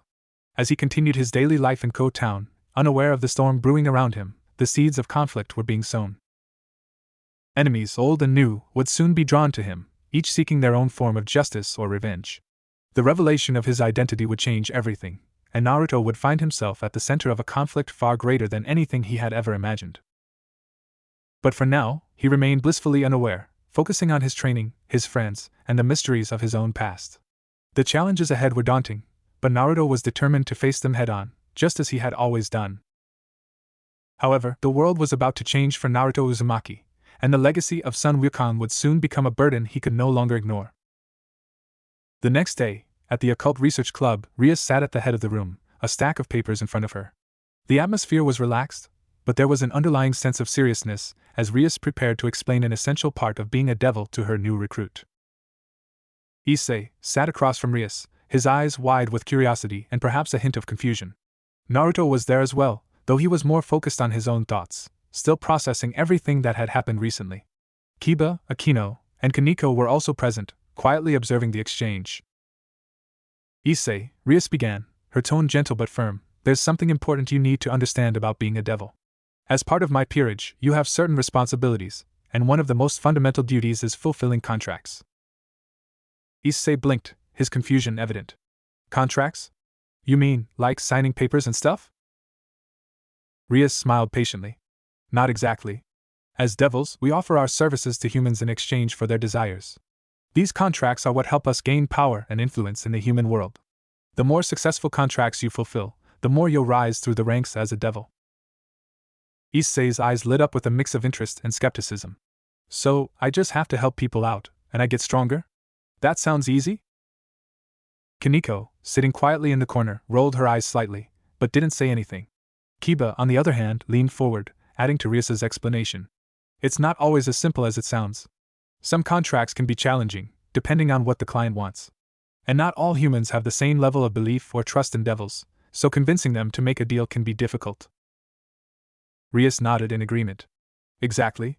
You'll be summoned by clients, and it's your job to fulfill their wishes to the best of your ability. It's also an opportunity for you to practice using your powers in real-world situations. Issei groaned, slumping in his chair. That sounds like a lot of work, and what if the client asks for something crazy? Akino chuckled softly. That's where your creativity comes in, Issei-kun. Sometimes, the requests can be interesting. But it's all part of the experience. Issei sighed, clearly not thrilled with the prospect. Man, this blows. I was hoping being a devil would be all about cool powers and hot girls. Naruto, who had been listening quietly, finally spoke up with a smirk. Well, I'm not a devil, so I guess I don't have to worry about contracts. You're on your own with this one, Issei. Issei's expression brightened slightly as an idea struck him. Hey, maybe Naruto can come with me. I mean, you're not a devil, but you could still help out, right? You're pretty strong. Rias shook her head before Naruto could respond. While it's nice having Naruto around, he's not a true member of my peerage. Devil contracts are strictly for devils to fulfill. Naruto's presence could complicate things, especially since humans can sense the difference between a devil and someone different. Naruto chuckled, raising his hands in a gesture of mock surrender. Yeah, no thanks, Issei. I've got enough on my plate without getting involved in devil business. Besides, you're the one who signed up for this gig. Issei sighed dramatically, slumping even further in his chair.